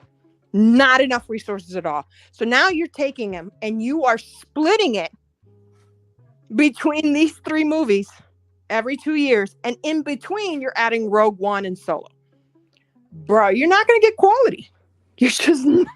You're not going to get quality shit if you're spreading your resources that thin. Well, and dude, all that Bob Iger wanted. What Iger wanted. He said once a year. I want it out. And do you know why he wanted that? Because he needed to recoup the $4.1 billion. All the money. Tag. Right. And so with that, right, came this nightmare pace, bro, to the point where when Colin Trevorrow exited, because he was like, it's on fire. You left me no villain, right? Because, Last Jedi, right? And he was like, there's no fucking villain. It's on fire. Somehow, I got nothing. Palpatine. Right? I got nothing to fucking work with here, right? And so Colin was like, fuck you, exited. He's like, I'll go make my dinosaur movies. Fuck you, right? And so he exited. And then they looked at JJ and went, well, it's on you.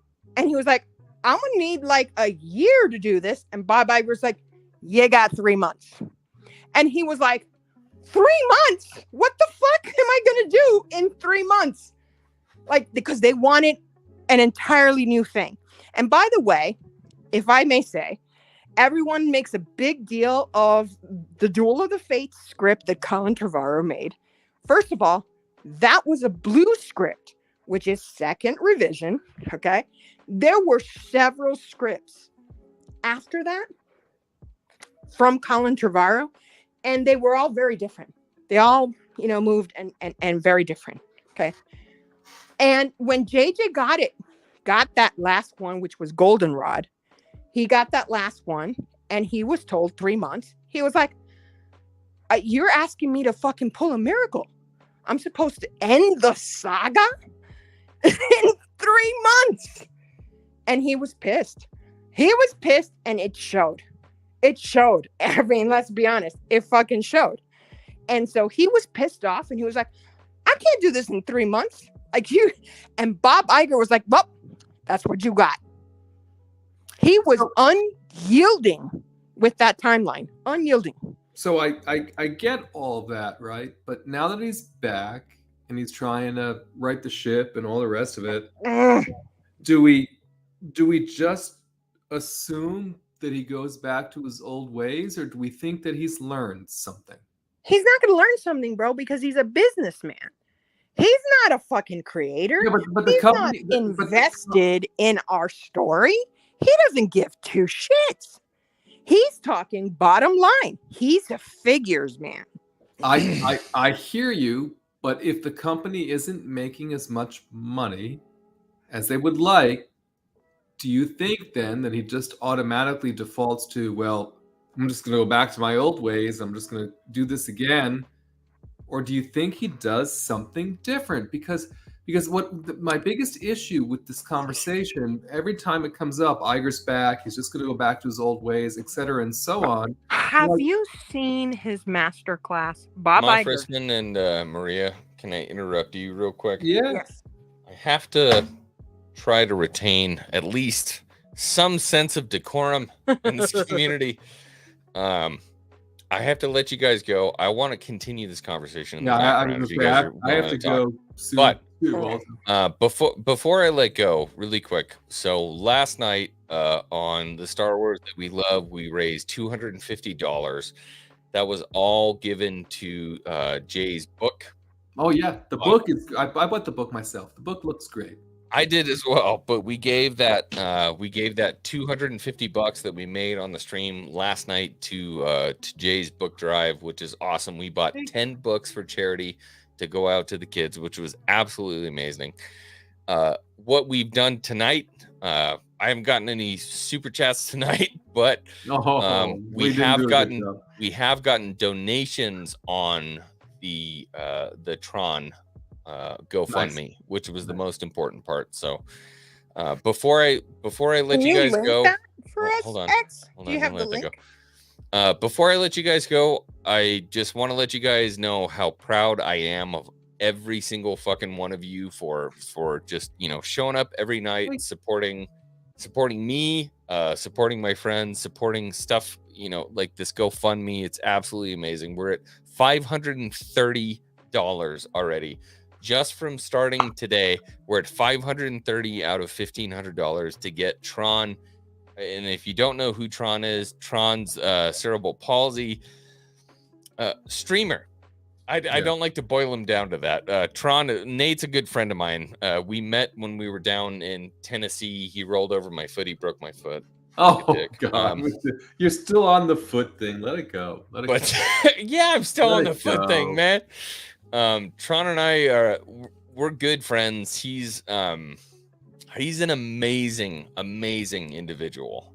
You got a guy who's basically been dealt a really, really bad hand and turns around and essentially spends every single day of his life trying to bring positivity to other people and spreading good vibes. And you'll see it in every single stream header. He says, I'm spreading good vibes. And you'll see it in your Discord. Every time he goes live, he says, I'm spreading good vibes.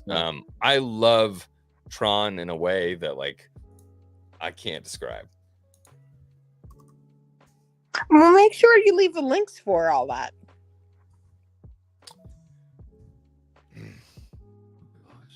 So I'll drop his GoFundMe in here if I can. I was just trying to, but somehow it got to be. That's all right. I got it.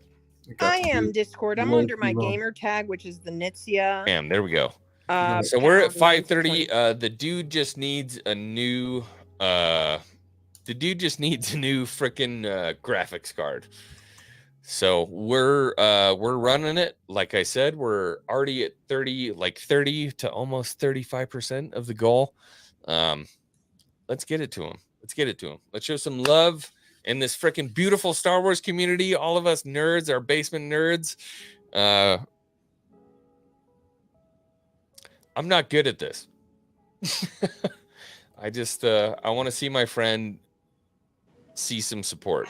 So like I said, if you can't drop money, if you go to my YouTube channel, you go to the community post, you will see his YouTube channel. Pop over and just, even if you have to go click on like an old live stream and just give him a couple watch hours, drop a like, drop a subscribe.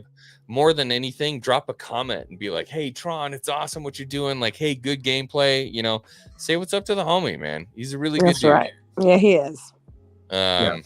Are you really going to ICC this ICCC? I No. always forget the third. You're not? No, I'm super broke.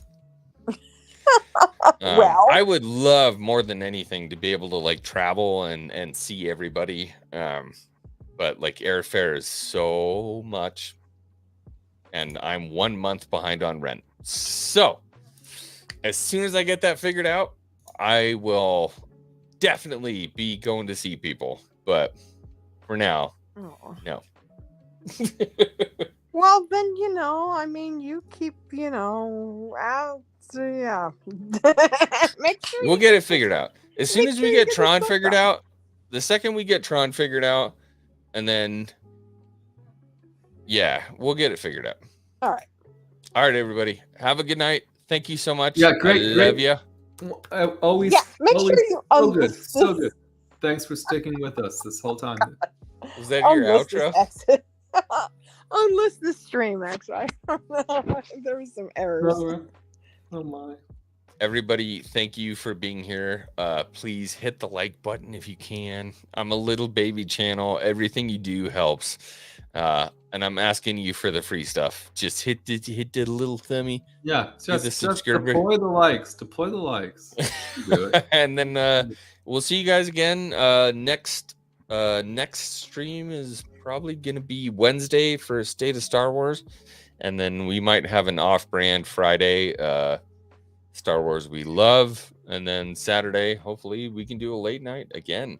Maria, it's been an absolute joy having you on. Maria. Good. Yeah, I'm gonna Make it and all. It was okay. I'm gonna regret this stream. It was okay.